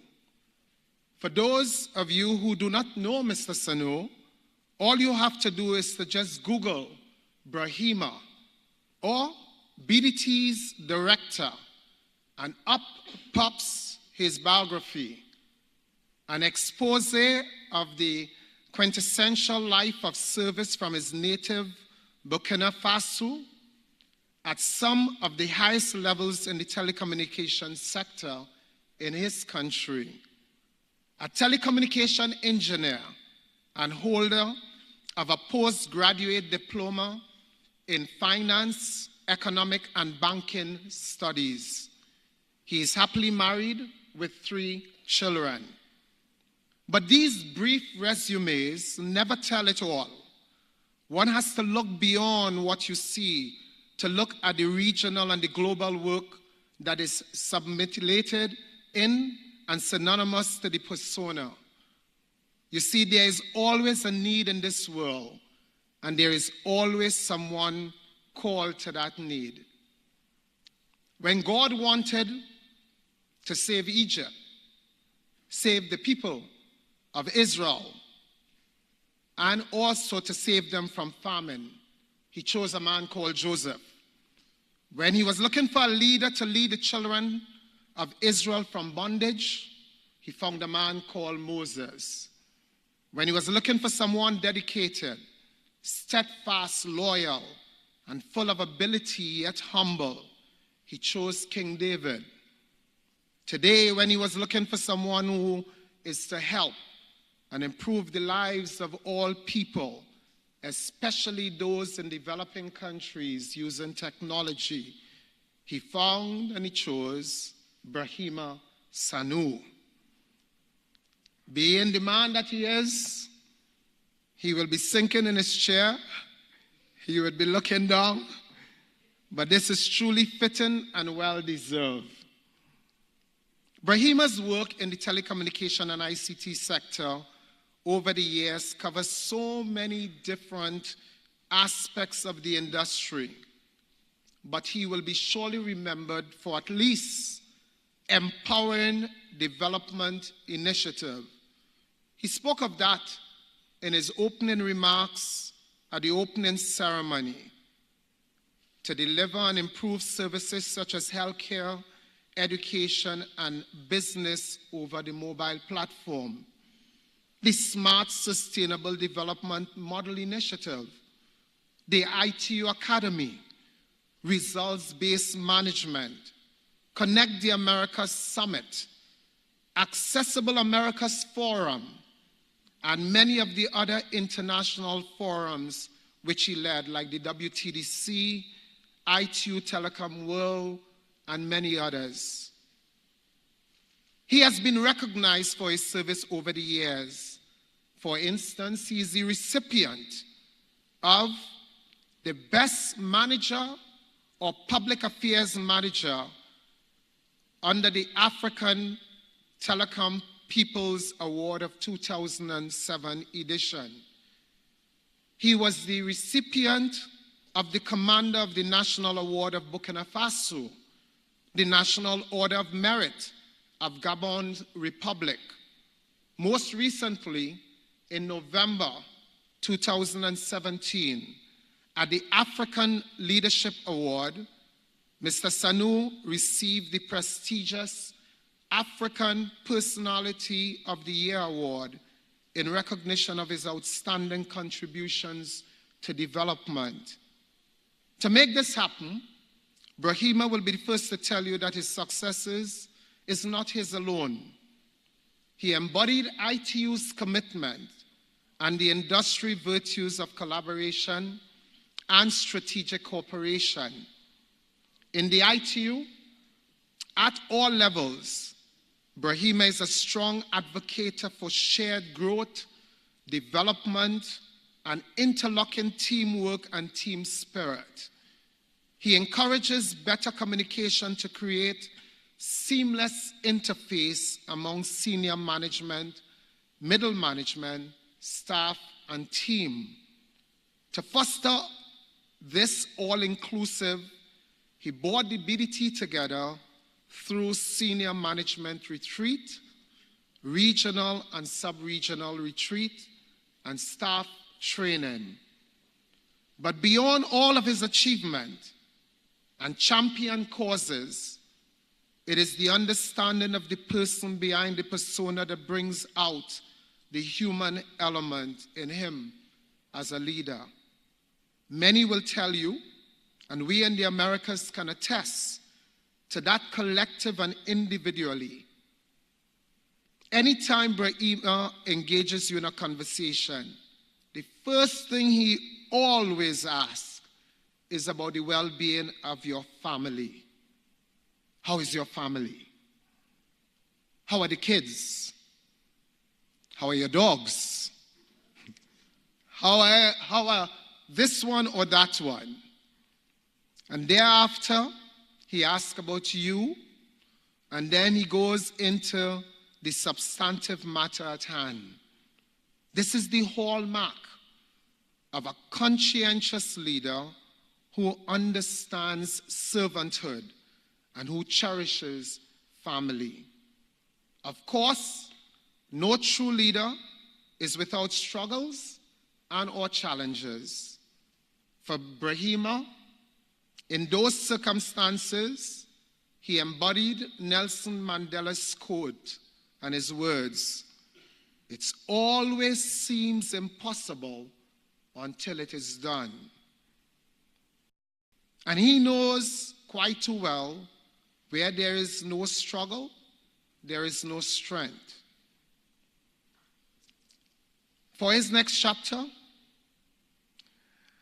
we want to thank you, Brahima, for your great service to the BDT, to the ITU, and to humanity. Thank you for a job well done. Thank you for your phenomenal leadership, your hard work, and wholehearted dedication to humanity as exemplified throughout your time at the ITU.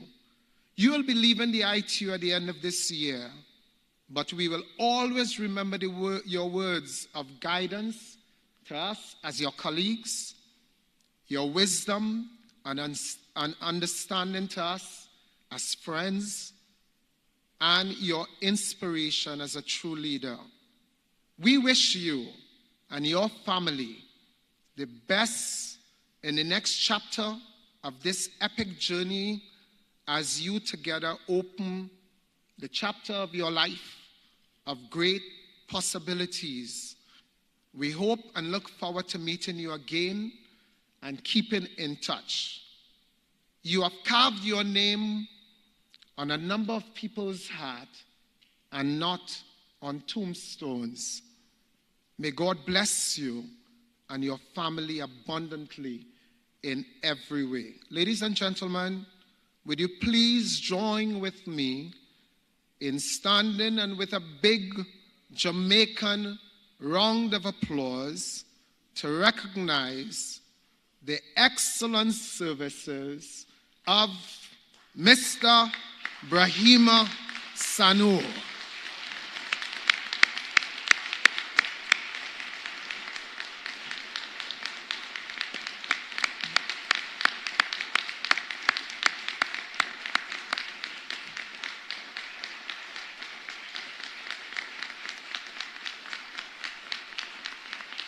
Thank you so much.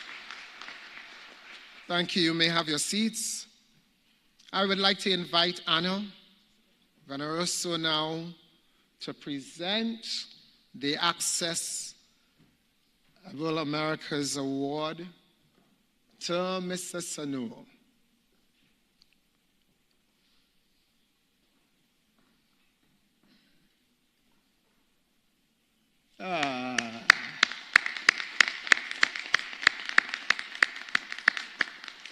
Could you?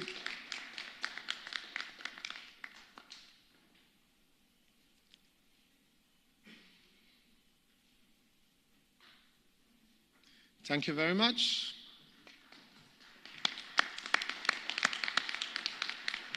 At this time, I would also like to invite a sometime good guy, my boss, Bruno Ramos, to present a gift also to Mr. Sanou. Please.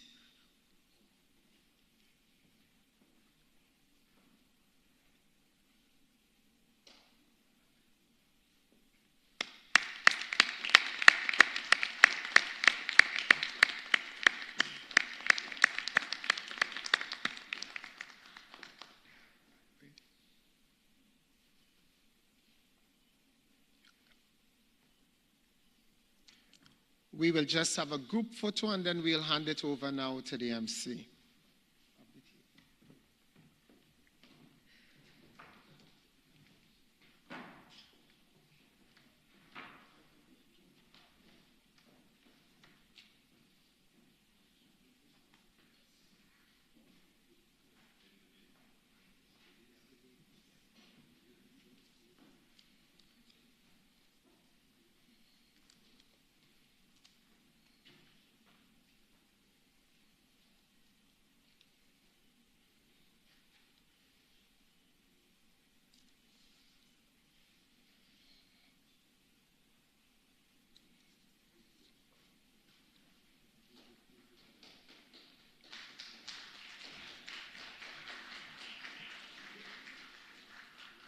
Brahima wants to see a few after Joaquin's presentation. Joaquin's going to present.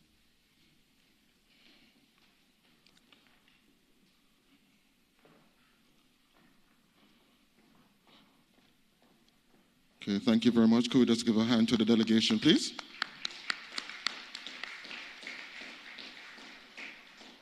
At this time, we're going to ask Ms. Joaquin Murray, Permanent Secretary in the Ministry of Science and Technology, to make a presentation to Mr. Sanou on the behalf of Jamaica.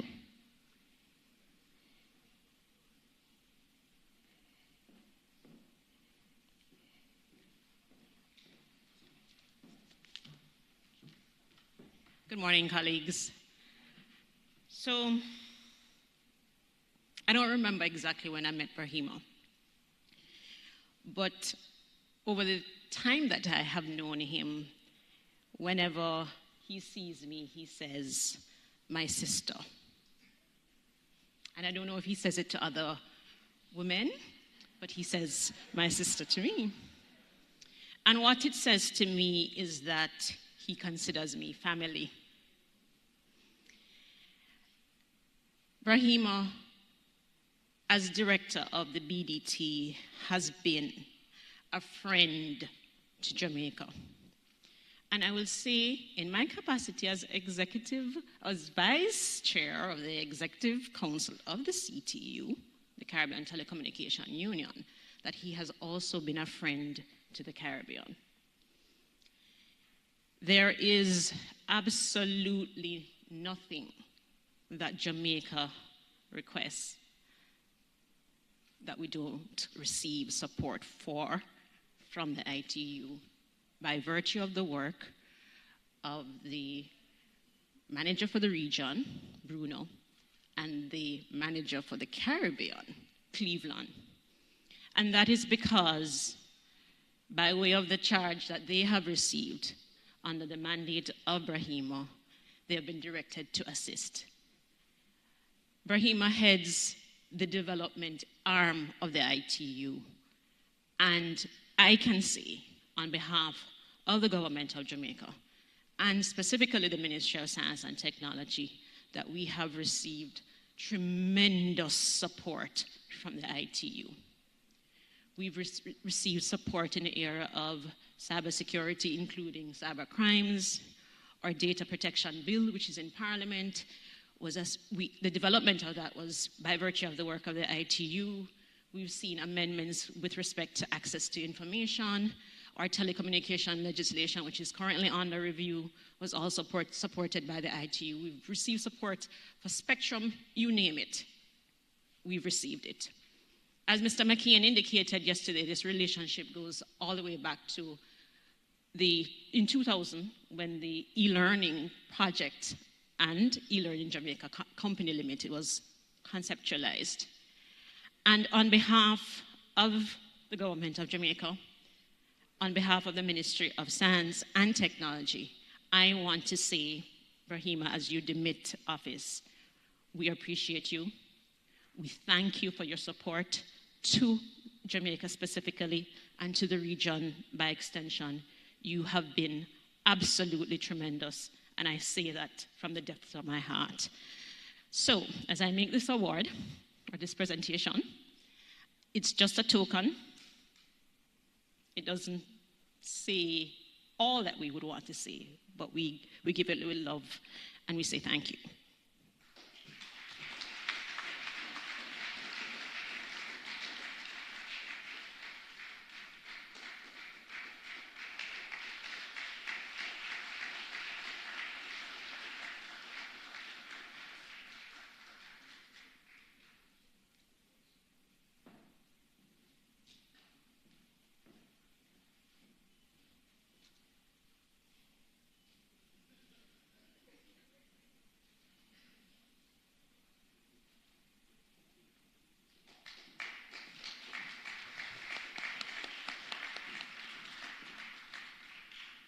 At this juncture, it's fitting that we invite Mr. Sanou to give us his response.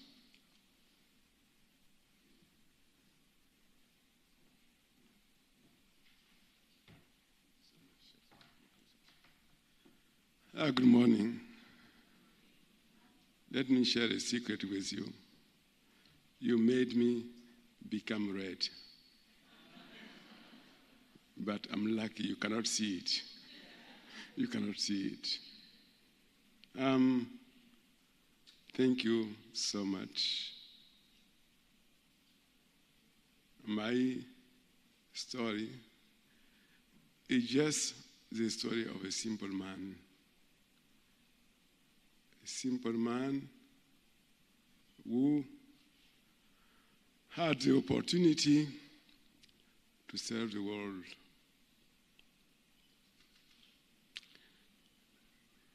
Talking about this region personally, when I was elected in 2010 in Guadalajara in Mexico, so I was elected in this region in Guadalajara in Mexico.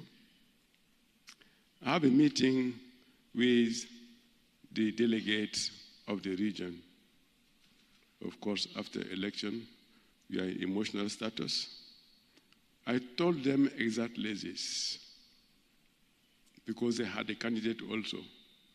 They told me now that our candidates are not being elected, what are going to do for us? I told them, for me, development issues, poverty, they don't have a region, they don't have religion, they don't have race. Wherever they are, they should be tackled. And I will be working for the Americas region as well. So this is what I think I tried to do. But it was not possible for me in Geneva to do that. I have to count on my colleagues in the region. I must say here, whatever you said on me, actually, I'm just deflecting that and multiplying by 10 or 100 and send back to you guys in the region here. I've been, of course, well accepted in this region. I could not do all this without your support. Your support has been instrumental in my life as director of BDT. The last election, Mr. Doreen Bogdan from United States has been elected to take over. She will take over starting 1st of January. It is my plea and my honest plea here, and my plea to you, for you to give us the same support you gave to me, even more, in order for the development issues to continue, to find a way for a better world for everybody. So, very difficult to speak after all that being said. I just want to thank my colleagues again under the supervision of Bruno Ramos, who is a great leader also, and Thomas Cleveland, who is always smiling, making jokes, and who is a true representative of the Caribbean. Not a representative of the Caribbean in ITU, but his behavior is really giving a taste of what the Caribbean are. And when you come here, as Bruno said, you see the warmth of people, the warmth of nation, the warmth of governments, and above all, the niceness of people. So, thank you very much. To Jamaica, what can I say? Where is my sister? Okay, here is my sister. Yes. You know, sometimes life is just like that. Your way comes across some people, and there is a feeling of belonging to the same family. This happened, what happened to me with the Caribbean. You know, for the symbol, my first official mission as director of BDT was in the Caribbean. My first official mission was in the Caribbean. And you know what? My last official mission is also in the Caribbean.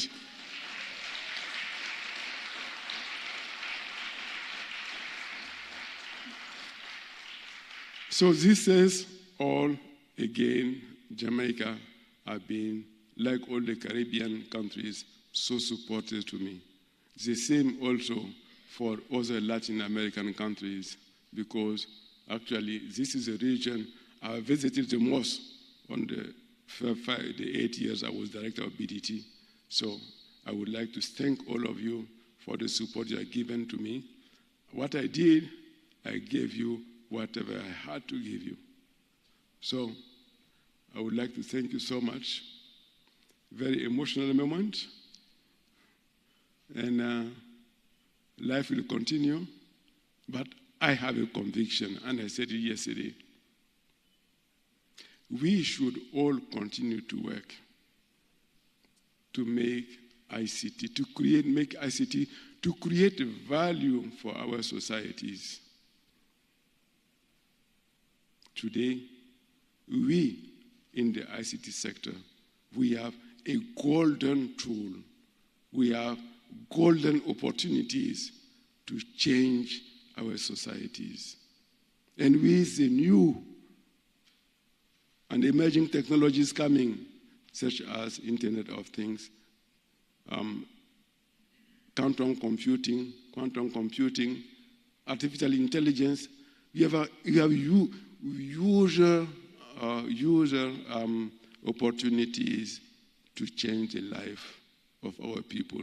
We have never been at the center of humanity than the past, let's say, 10 years and to go forward, because today we have the tool to change the face of human being. We have the tool to include all the people of the world. We have the tool to make a unique world where people have equal opportunities. So when we are in this kind of position, like all the opportunities, either you use them or you lose them.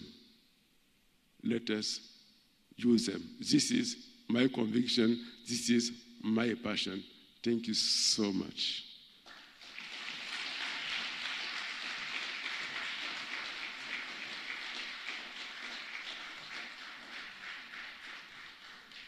Thank you very much, Mr. Sanou. Indeed, a well-deserved tribute. At this juncture, we want to make our way to the coffee break, and while we're doing that, we'll gather on the stairs for the official group photo. It has been a very interesting morning, and we look forward to your continued participation in session 5.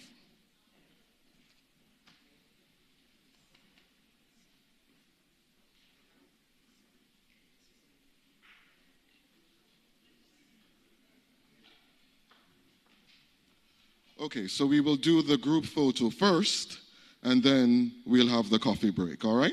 So we're going to be moving in the direction of the stairs. Stairs, or we'll be here? We're going to stay here. All right, so we're going to be having the photo here then.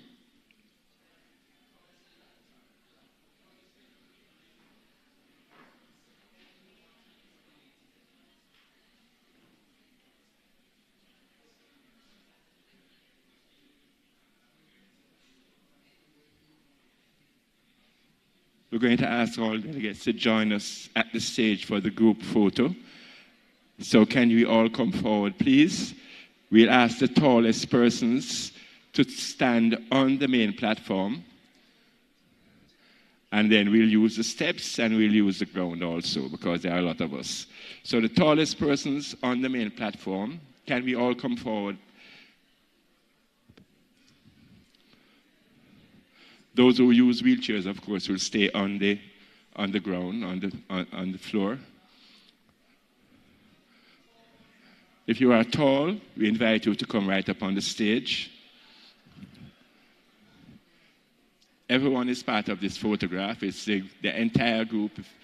If you're here, if you're taking part in this conference, we invite you to come and join us.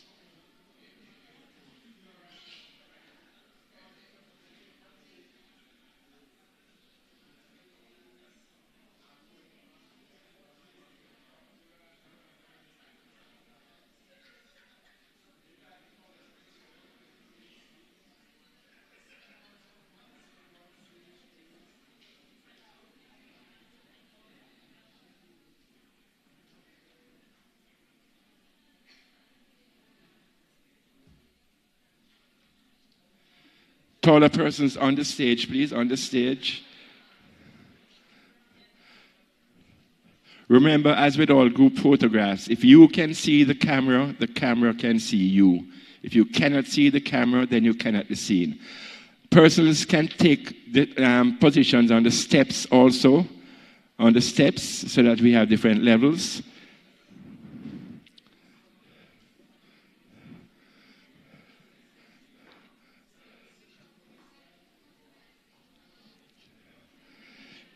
If you find that you're blocking people behind you, then you might be a little tall and need to get up on the stage.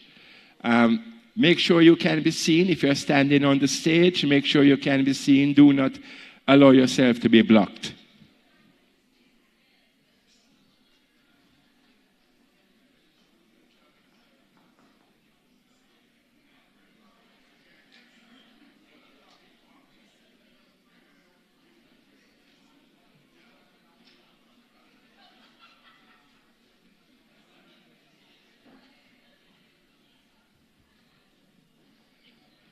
And we're going to take directions from the official photographers. Whenever they are ready, they will tell you if you need to move. So you follow the directions of the official photographers who are in the middle aisle. If the official photographers will put up their hands so that they can be seen. So that's who you're following the directions. If they ask you to move, you follow their directions. Everybody needs to get into this picture.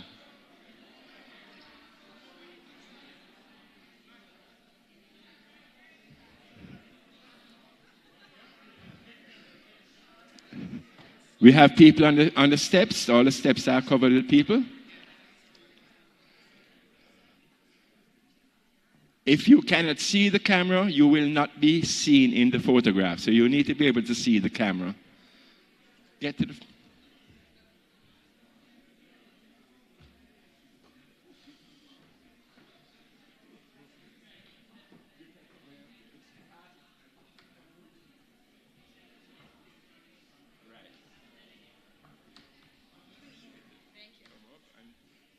Make sure you can see.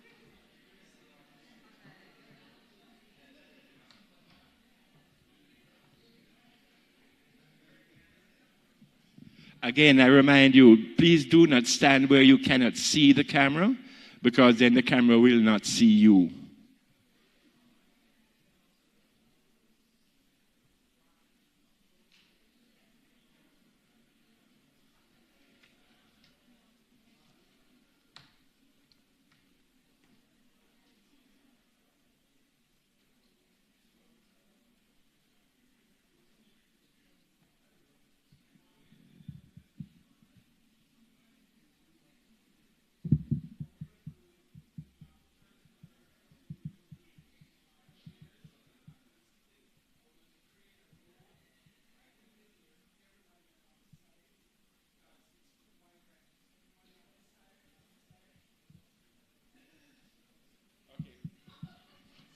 For those who didn't hear, we're going to be moving in chairs. So let us follow the directions.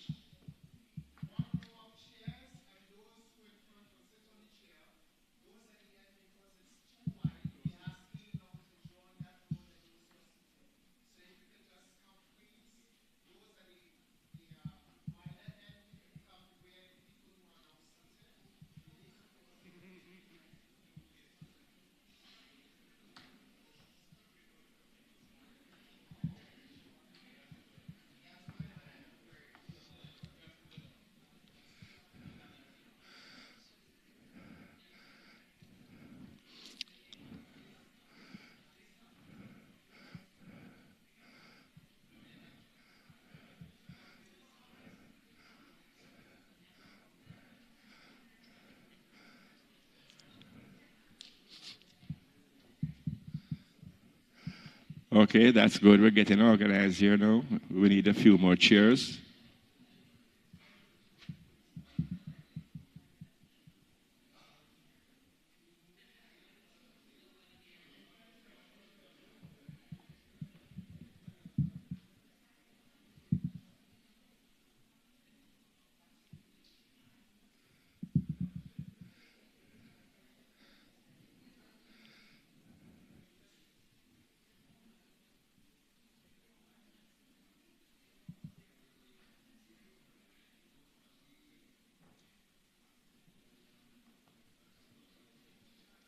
How are we doing, photographer?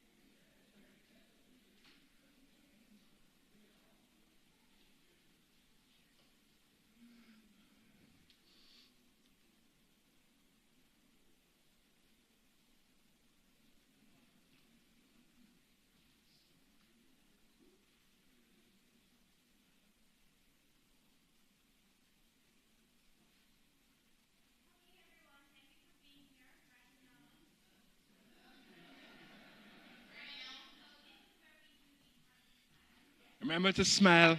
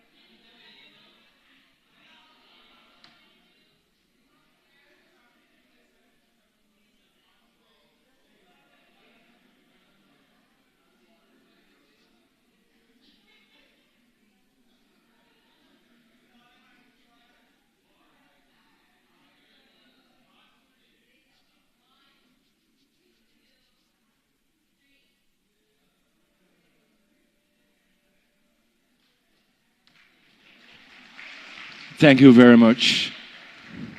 We're just going to reorganize the room, but you're free now for coffee break. Coffee break outside. Remember that we return to start the next session in 15 minutes. 15 minutes coffee break. Thank you very much.